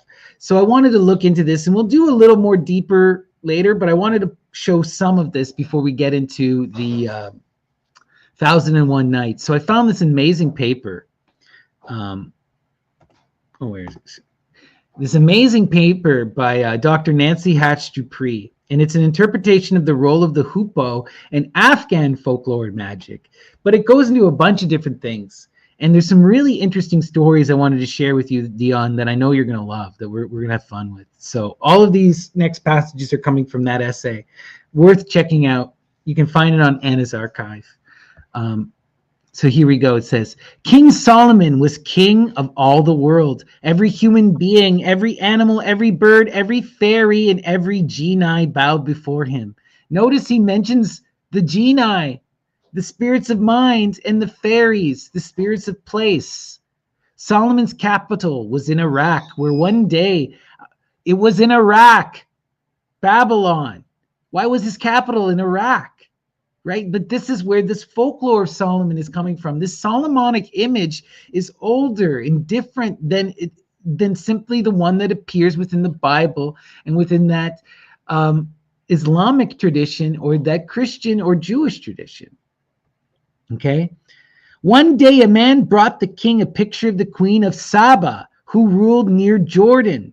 Queen of Saba, Queen Sheba. Now this is in Jordan and it's not in Africa. What's going on? The beauty of the face he saw before him was so radiant he could not gaze on it for long. Those of you who watch a lot of these episodes, we understand the power of that gaze. Within the Muse tradition, all of this goddess magic comes from the gaze, from the ops, from the word and the face and the sight, all combined together. Right? You can't gaze on that queen of Saba because that's where her power lies, in that perception. And when he sees her, he instantly falls in love. In that very instant, he fell in love, not with one heart, but with 100 hearts. Right? This is that love magic, that Aphroditic love magic. Oops. From the moment the king, oh shoot. What is this thing doing? Okay. From the moment the king was consumed with thoughts of a meeting with the beauteous queen, he searched throughout the kingdom for the fastest thing alive and found that it was the hudud. This is the Afghan word for the hoopoe. King Solomon sent him to Saba with a message imploring the queen to visit him as soon as possible. The hudud flew to Saba, and when he delivered the message to the queen, he extolled the virtues of King Solomon with such eloquence that she started out without making the slightest preparations for the journey. Reaching King Solomon's palace, she found, or so she thought, his throne seated in a pool of water. His throne's in water, Dion. What's going on? Not wishing to get the hem of her dress wet, she lifted her skirt above her ankles and thus approached only to discover that the floor was in reality made of purest crystal. This filled her with wonder, and when she came before the king and looked into his eyes, she fell in love, not with one heart, but with 100. King Solomon and Queen Bilquis were married, and they lived happily ever after. You've told another version of this. Oh, she has hairy legs. I was going to say, right? This is where she reveals her hairy legs with the crystal floor, right? And he's all offended. He can't handle the fact that she's got hairy legs. And part of it, they say, deals with Sethian mythologies, that it's donkey legs. Donkey, that's what they say. It's like donkey. She's a satyr. She's a satyr, right? Yeah. And in some versions, he won't sleep with her until she shaves her legs. So wild, so wild. But I like this. I wanted to show this because it's showing us the same story, but from slightly different, right? No longer is Solomon Jewish. He's Babylonian. No longer is Sheba Ethiopian. She's Jordanian, right? Just slight little changes. King Solomon was leading his armies through the desert of Arabia, where the heat was so intense that the king thought he would faint. He called for the Hadad to find water for them, but the naughty bird was nowhere to be found. He sat in the desert, getting hotter and thirstier and more furious. Still the Hadad did not appear. Losing patience, the king sent an eagle to fetch the wayward bird and warn him that unless he returned with a very good excuse, his end was most certainly at hand. When the eagle returned with the Hadad, King Solomon caught hold of the bird by its neck and was about to dispatch him immediately when the Hadad managed to gasp, "O prophet of God, remember and be afraid of judgment day, when you will account to God for all you have done." Reminded that punishment may not be inflicted without just cause, the king loosened his hold, whereupon the Hadad told this story of his journey to the kingdom of Saba. So he had to rebuke Solomon and said, if you hurt me, God will hold you to account at a later date. You'll have to pay for that sin eventually. He was mean to the bird, just like Balaam was mean to his donkey. Right? This is a constant theme too, abusing those demonic forces. Tell me, since you are so very wise, and there are in this world more persons dead and buried, or more alive and moving about? Ah, said the hoopoe, it is very clear there are more dead and buried. For those who do not pray and do not fast are, of course, in reality dead. All right, said King Solomon, then tell me, are there more men or more women in this world? More women, of course, for some men become women when they give in to silly womanly demands. This is another theme we constantly see with Solomon, is that he's this patriarch that constantly rebukes and supplants the feminine tradition. And many of the stories, it's this, he's rebuking women and talking about how he doesn't need their power and all this stuff. So I thought that was interesting and wanted to point it out, that the hoopoe is even here condemning women and condemning men who cross-dress, So there was this other essay I found that was really, really great called The Lore of the Hoopoe by Warren R. Darson. And you can find this on Sci-Hub, anyone who's looking for it. It's a great read. And I wanted to read for you a few passages from here that are interesting. Again, talking about the hoopoe. So, we do not meet with the hoopoe again until a much later period in Egyptian literature. In the Laned Museum, a demotic papyrus, which contains a number of animal fables. Here we find the hoopoe in a friendly alliance with the falcon. In another demotic papyri, the Great Magical Papyri of London and Leyden, the hoopoe occurs several times. It occurs in magical medical prescriptions. In a charm, its blood is used, and in a prescription for a medicament to smear on the eyes to produce visions. Its blood is likewise employed. So what they're talking about is that in the very earliest, the only other earlier reference we have of the hoopoe is a bas relief. And then we have these Greek magical papyri in which they're using the hoopoe as part of these eye salves to produce visionary, ecstatic experiences. Christing. And we know, like Ammon talks about this at length, the Christ putting the stuff in his eyes, Jesus doing the eye magic, using the eye salves, right? With that scarlet, they're using the scarlet of the hoopoe. They're using the scarlet of the hoopoe, the Hadad, right? The Hadad is clearly a part of this ointment to create this magic, right? It's part of the theurgy. So it says, to improve the memory, use the following mixture. Take the plant Artemisia. We've talked about this several times. Stone, the lungs and heart of the hoopoe, and the cock vulture. We know the vulture is another really important sacred bird related to Medea. The Greeks saw the vulture as the most sacred and holy of animals because it only ate filth and it didn't consume other birds. It didn't eat its own kind. And so it was that great recycler. So this deep magic here. And braising all together, add honey and anoint your lips. smearing your mouth also with a paste of frankincense, another entheogen. In the evening, when you are about to retire, purify your bed with donkey milk. Donkey milk. Now we have the hoopoe, donkey milk, and frankincense, smearing it on your lips and in your eyes. Alchemical formula. And it can be astrotheological at that. Absolutely. We're seeing all of these many different levels to this, right? As above, so below, my friends. Let's continue here, okay? It may be mentioned that the Egyptian name for the hoopoe is kukupt, which in Coptic becomes, and in Greek becomes, kukos. Or the circle. Exactly. We get the circle. We're getting into this Circe type magic.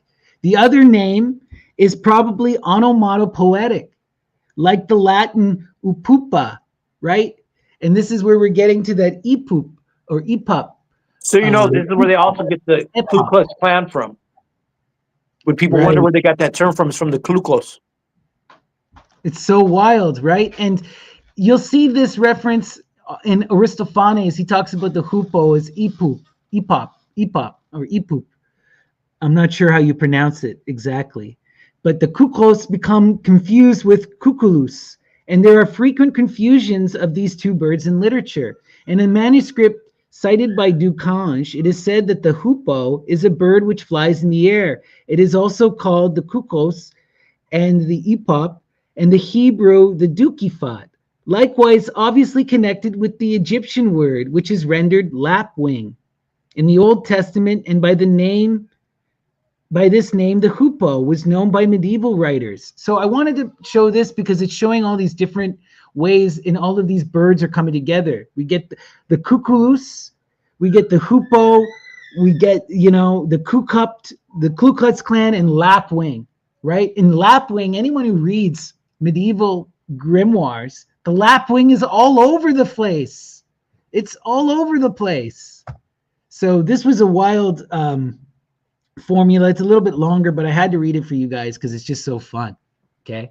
So it says, kill it with a piece of money on which is written the name of God. Take a new vessel and throw the bird into it. And with it, put 2 drachms of red lime and 1 drachm of wood ashes and boil it in water until it is parboiled.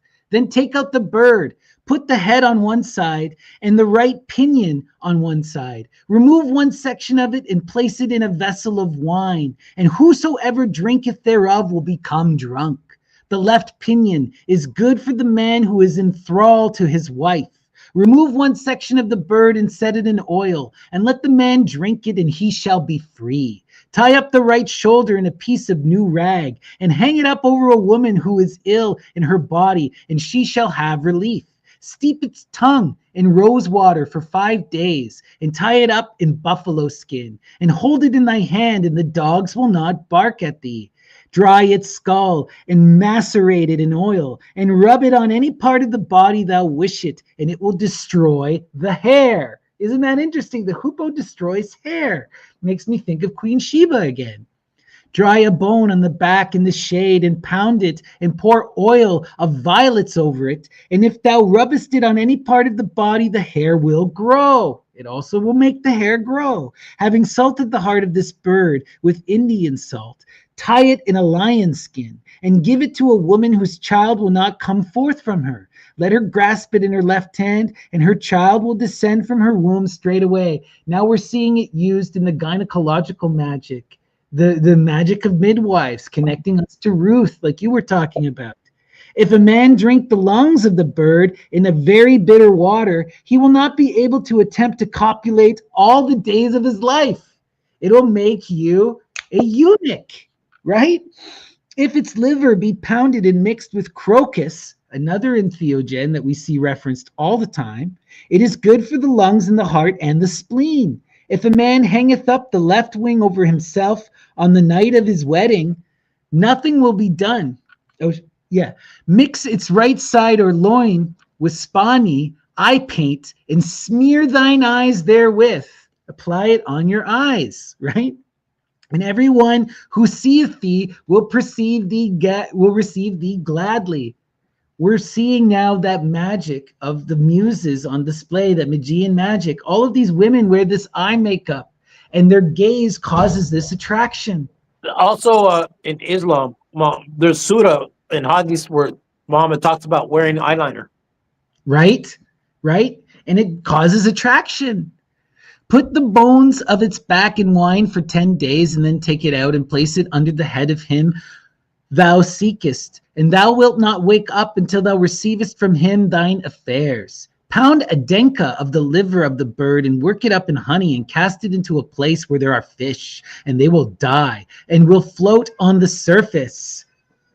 All of a sudden, I'm thinking, Christ fishing and providing all those fish, did he poison a river with hoopoe magic? You know, like, I mean, maybe it's just a wild thought, right? It is good for two people each to eat one half of the heart of this bird, for they will then love each other. And the blood of this bird is good for him that shureth from attacks of dimness of sight, right? It provides vision. And it is good for the scrofula, which cometh in the neck and the head. Heat some of the blood and smear it over the places affected by scrofula twice a day. Roast the heart of the bird and drink it in water, and it will be very beneficial to thee. Roast the brain of the bird. Pound and mix it with sesame oil. Anoint therewith him that is vexed by devils, using it to cast out devils. Solomonic magic for sure. Roast the wings of the bird in a house, and ants will flee therefrom. The ants will run away. Again, this is making me think Solomonic magic. And if thou roastest some of the flesh of the bird in a house, devils and sorceries or sorcerers will flee therefrom. If a man hangeth the bone of a wing or of a leg of the bird upon himself, like a phylactery, when he is going into the presence of the governor will love him. He thou roastest the liver of the bird and doth give it to drink to him who seeketh, he will love thee. We're getting into this crazy love magic, possession magic, charm magic, eye salves, vision magic. The hoopoe does it all. It's all freaking wild, eh? So let's see here. There you go. Okay. So this was another spell, but talking about the laugh wing. And this is from the Greco-Roman magical papyri.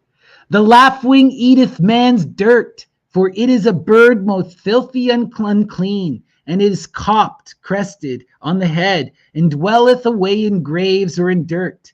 And if a man anoint himself with her blood when he goes to sleep, he shall see fiends busy to strangle and snare him, and her heart is good to evildoers, for in their evil doings they use their hearts. When he ages so that he may neither see nor fly his birds, pull away the feeble feathers, and anoint his eyes with the juice of herbs, and hide him under their wings, till his feathers be grown. And so he is renewed, and flieth, and seeth clearly.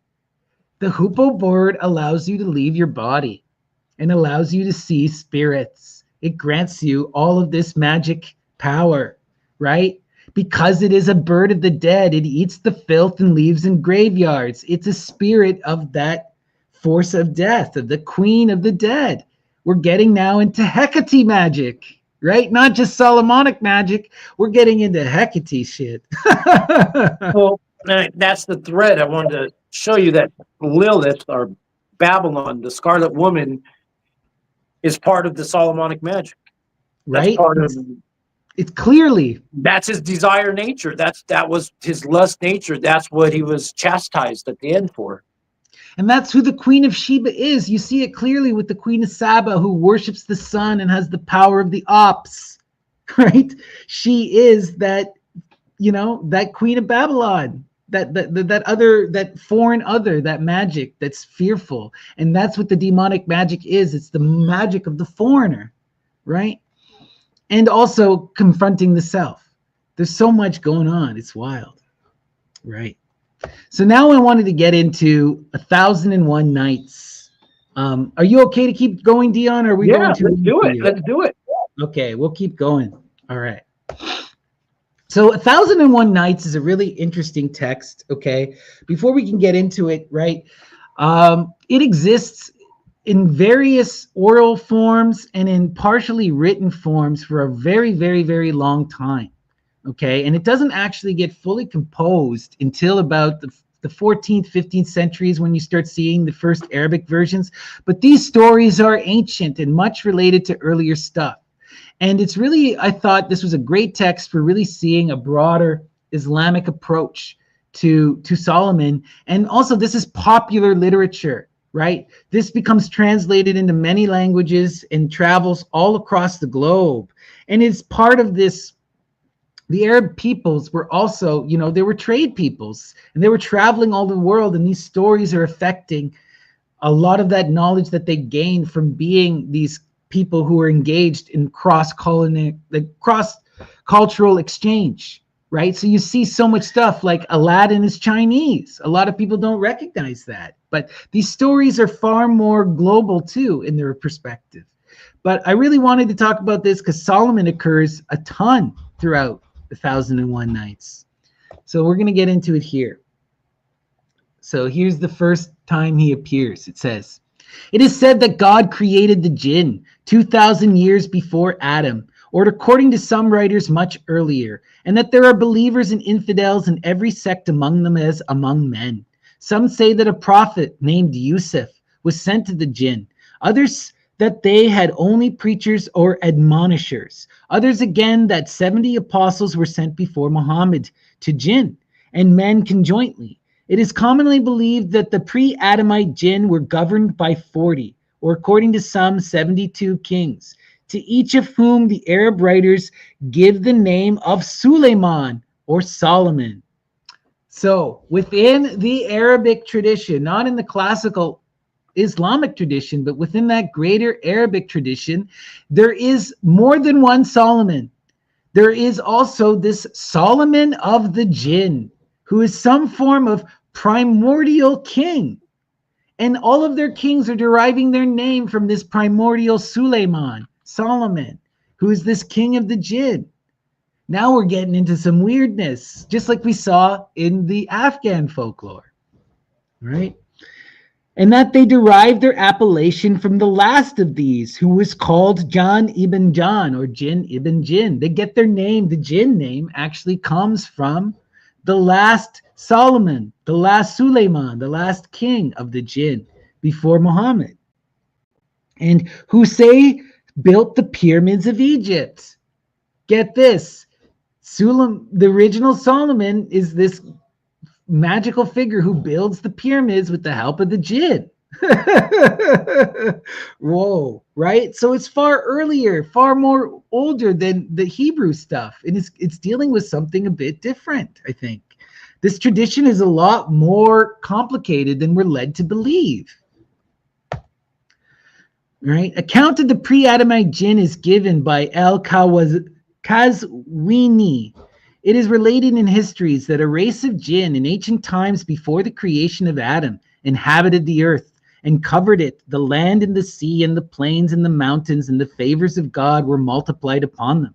And they had government and prophecy and religion and law, but they transgressed and offended and opposed their prophets and made wickedness to abound in the earth. Whereupon God, whose name be exalted, sent against them an army of angels, who took possession of the earth and drove away the jinn to the regions of the islands, and made many of them prisoners. And of those who were made prisoners was Azazel, afterwards called Iblis, which is Satan or Shaitan, the despair in Arabic. And a slaughter was made among them. Okay, driven to the island. They used to rule, have their own religions, have their own governments. They were everywhere, but then God drives them to the islands. This sounds very similar to stories of Noah and reminds us of stories of about a lot of these different people exoduses, like people being pushed to the island of Crete, right? At that time, Azazel was young. He grew up among the angels, and probably for that reason was called one of them, and became learned in their knowledge and assumed the government of them. And his days were prolonged until he became their chief. And thus it continued for a long time until the affair between him and Adam happened. As God, whose name be exalted, hath said, when we said unto the angels, worship ye Adam, and all worshipped except Iblis, who was one of the jinn, so that Aziel refused to bow before Adam. It has been stated that by means of talismans, or sorry, now we're jumping ahead. So this is that classic story, right? Iblis, the devil, is that master of jinn, is that Suleiman, is the absolute king of the jinn. And Adam gains control over them through the power of the name of God, right? And this is where we're seeing the beginnings of this. God commands Iblis to bow before him, and Iblis refuses. But also, God has given Adam the power of the name. The name can make Iblis and all the other daimones bend the knee, right? So we're going to jump ahead here where we're going to talk about some magic that occurs in the 1001 Nights. So here we're talking about, here we're talking about some Solomonic talismans. It has been stated that by means of talismans or certain invocation, men are said to obtain the services of jinn, and the manner in which the latter are enabled to assist magicians by imparting to them the knowledge of future events has been explained. No man ever obtained such absolute power over the jinn as Suleiman ibn Dawood. So now they're clarifying. Now we're talking about Solomon, the son of David, not Suleiman, this mythical king of the jinn, or Iblis himself, who is also called Suleiman, right?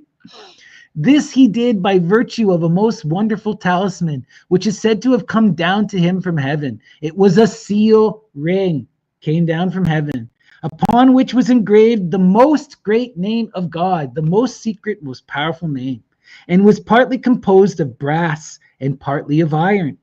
With the brass he stamped his written commands to the good jinn, with the iron for a reason before mentioned, those to the evil jinn or devils.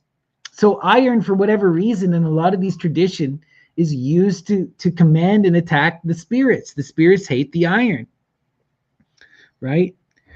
Over both orders he had unlimited power, as well as over the birds and the winds. Now we see the winds again. Now his power is expanding again. And we know the winds from the Hecate tradition. Hecatic magic is commanding the winds, partially. And as is generally said, the wild beasts.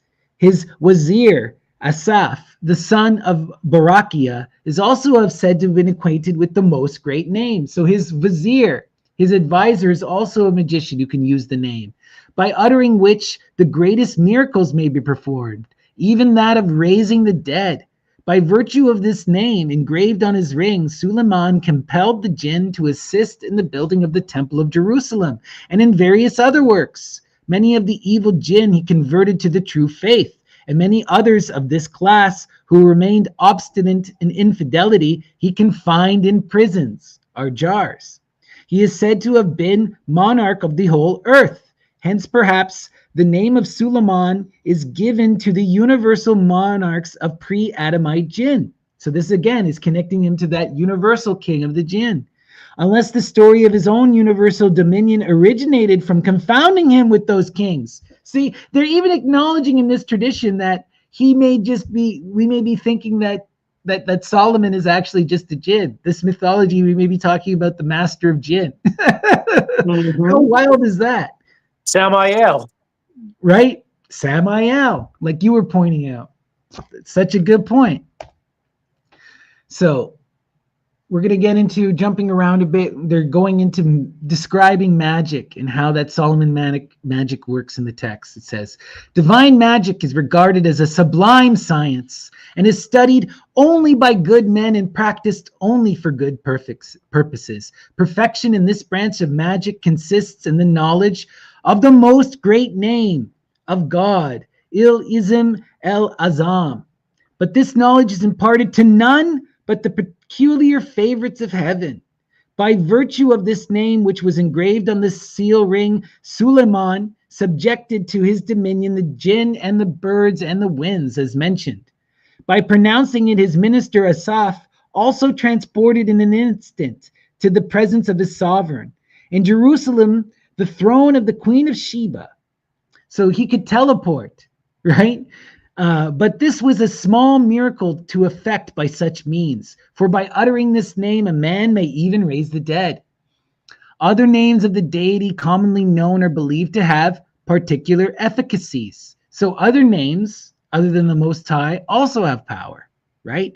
When uttered or written, as also are the names of the prophet, and angels and good jinn are said to be rendered subservient to the purposes of divine magic by means of certain invocations, calling of the name.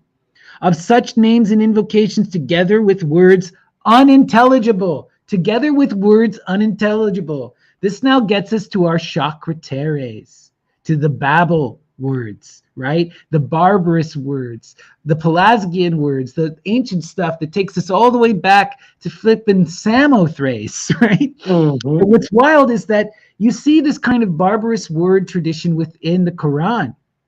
You know, famously, the Quran opens up with 3 barbarous words: Leaf, Lam, Lim. No one translates them. No one knows what they mean. Not even Muhammad knew what they mean, right? And it's just there.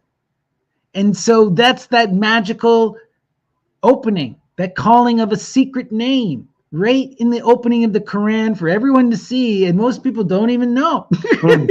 Yeah. Solomonic magic on full display, right? So let's continue here. All right, where was I?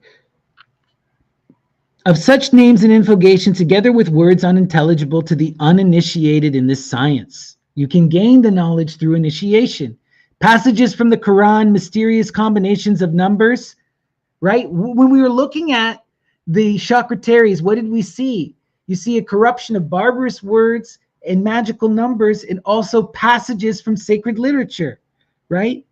And particular diagrams and figures. Sometimes they're those star figures as well in diagrams. Are chiefly composed written charms employed for good purposes. Enchantment, when used for benevolent purposes, is regarded by the vulgar as a branch of lawful or divine magic, but not so by the learned. And the same remark applies to the science of divination. So within this tradition, within the Islamic world, they connect all this magic to Solomon, and they say that it is good as long as your intent is good. So this is a radical difference than what we saw within the Gnostic tradition, where they're calling Solomon that bastard child of David, right? And possessed by demons, and someone who's fallen for a dark path. No, in the Arabic world, they're like, we think this magic is good. It's about your intention. It's the intention that matters, right? And even the divination is good, right?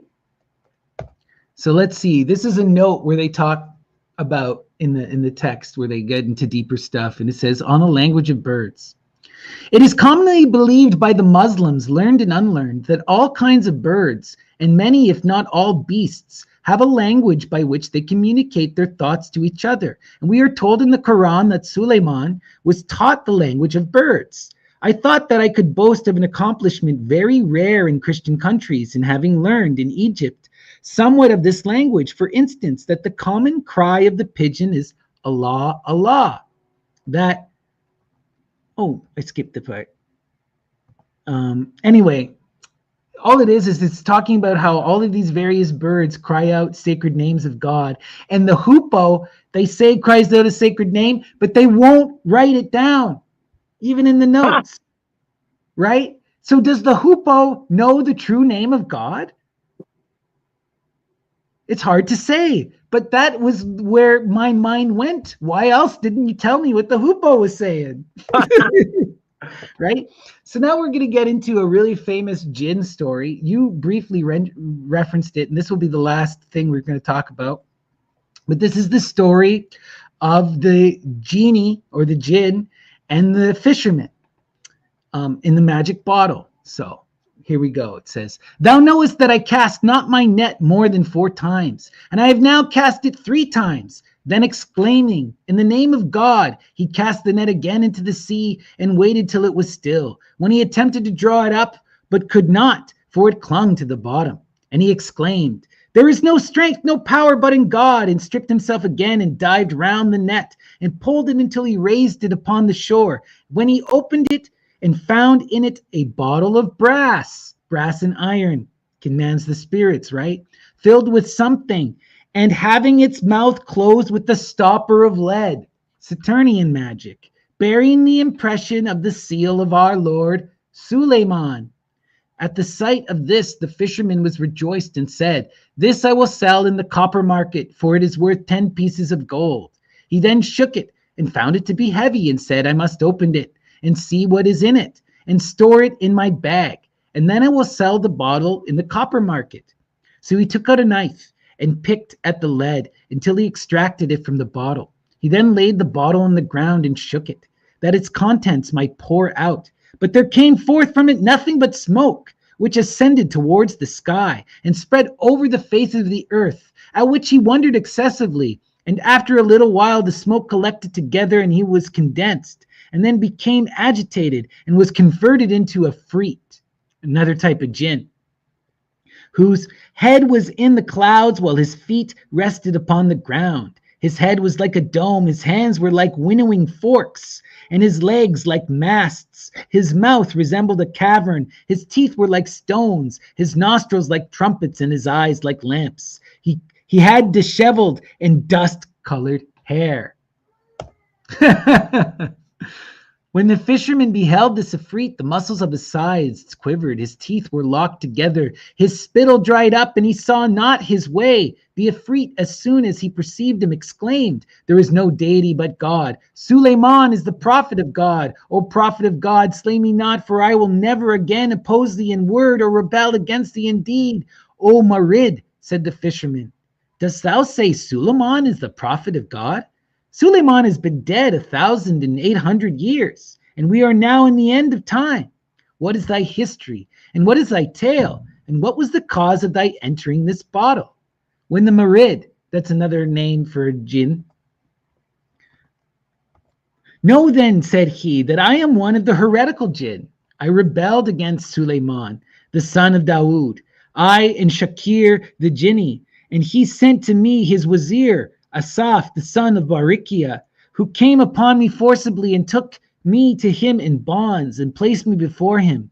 And when Suleiman saw me, he offered up a prayer for protection against me and exhorted me to embrace the faith and to submit to his authority. But I refused, upon which he called for this bottle and confined me in it and closed it upon me with the leaden stopper, which he stamped with the most great name. He then gave orders to the jinn, who carried me away and threw me into the midst of the sea. There I remained 100 years, and I said in my heart, whoever shall liberate me, I will enrich him forever. But the 100 years passed over me, and no one liberated me. And I entered upon another 100 years, and I said, whoever shall liberate me, I will open him to the treasures of the earth. But no one did so. But basically 400 years goes by and no one comes to reveal him. No one comes to protect him. And eventually, he's determined to attack that fisherman. And the fisherman has to trick him to stay in the bottle and to reseal the bottle because he can't command that demon. He doesn't know the sacred words,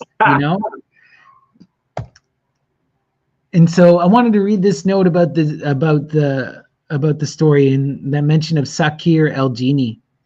Sakir el-Genie was an evil genie and a terrible enemy of Solomon. His last act of treachery to that monarch and his face are thus related by commenters on the Quran. Solomon, having through negligence suffered one of his women to practice idolatry under his roof. We talked about this. His issue was women, and he had all of these concubines. And while he allowed one of his concubines to practice her religion. And God hates anyone who doesn't believe in him. He can't suffer anyone to think a thought outside of him. So this is a problem. It was the custom of this king on certain occasions to entrust his signet, on which his kingdom depended, with a concubine of his named El-Amine. Right? He gave his ring to one of his concubines. Therefore, when she had the ring in her custody, a evil genie named Sakir came to her in the shape of Solomon and received the ring for her, by virtue of which he became possessed of the kingdom and sat upon the throne in the shape which he had borrowed, making what alterations in the law he pleased. So he pretended to be Solomon. Solomon, in the meantime, being changed in his outward appearance and known to none of his subject, was obliged to wander about and beg alms for his subsistence, till at length, after the space of 40 days, which was the time the image had been worshipped in his house, the devil flew away and threw the signet into the sea. The signet was immediately swallowed by a fish, which being taken and given to Solomon, he found the ring in its belly. And having by this means recovered the kingdom, he took Shakir, and tying a great stone to his neck, threw him into the lake of Tiberias. Well, so you know, that's Polycrates. Polycrates Yeah. is the ring of Polycrates. It's the same thing. It happens. He gives up this ring, and a fisherman brings it to him. I was going to throw this in the story. That's funny that you put that. You got to bring it next week because I'm not familiar with the story, and that sounds amazing. It's Polycrates. I can spell things, I just can't say them. Amazing. That's wild. So this is another story, right? It's always retelling of older stories, always, right? Interesting. Wow. But you know, we see that Solomon being tricked by a demon and having to bind him into a jar and throw him into a lake, right? And then we see another person finding it. And they took his ring. They took his ring. That's a big part of the story. He wasn't humble enough, and they stole the ring from him. Right? Because he trusted those women. Again, it's that weird patriarchal shit with Solomon, you know? It's the women who are the problem. You should never have let your lover hold your ring, right? It's so ridiculous. Ugh. Anyway, let's continue here. So we got just one more passage and then we'll end it here. It says, the seal of Suleiman is a name given by the Arabs to a 6-pointed star formed by 2 equilateral triangles intersecting each other, and to the flower, which we also call Solomon's seal. So we're getting plant magic again. I fear that the reader will not consider the comparison very apposite, unless the allusion be to a beautiful red berry, which I am informed is born by the flower here mentioned. And when I looked this up, you know what that red berry is used for? Dyeing of the red robes. No, I'm telling you, no, I don't know how to put it all together, but it's in our subconscious. It's all freaking around. It's the theme's there. Give us a couple more episodes. Right? There's some wild stuff going on with these red robes and these hoopoe birds and these eye salves. My God. The Solomon magic goes far deeper, right? Goes far deeper. That little verse you left it with drove home the whole things I was talking about earlier, that the red berries.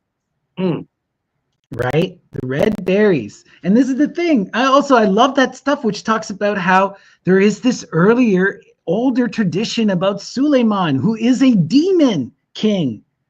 A demon king who ruled all over the earth in pre-Adamite times and seems to have died in the flood. Like, what the hell is that? I've never heard this before. How is there a demon Solomon and we never heard about it? Solomonic folklore. So like, subscribe, share, leave comments. Next week, we'll get Ryan. You said maybe Gnostic might join us? Yep, Gnostic is going to join us. I was just talking to him today. He was going to come today, but he's doing a debate on the Shroud of Turin, of all things. Which he's sure to win. The robe. He's doing a debate on that magic. It's that robe magic, I'm telling you. Robe magic, right? The Bader. Again. God. So wild. But yeah, tune in next week when our dear friends Ryan 7 and Neil Sendlak, the Gnostic informant, will be joining us for part 3. We'll be continuing this thread. Dion will be diving deep. You'll be showing us this story. What is the story again? The Greek word again. Say it again. Polycrates. Polycrates' ring. The story of the king Polycrates and a fisherman who he gave up his ring and he tried to get rid of it because the gods were going to punish him. And they said, you have to give up your most prized possession. And he threw the ring into the ocean. And a fisherman brought it back to him. Interesting. It's always retellings and slight twists and little jokes and weird games.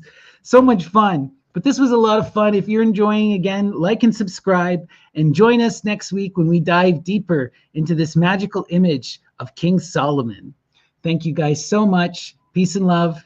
Till next time, take care. All right.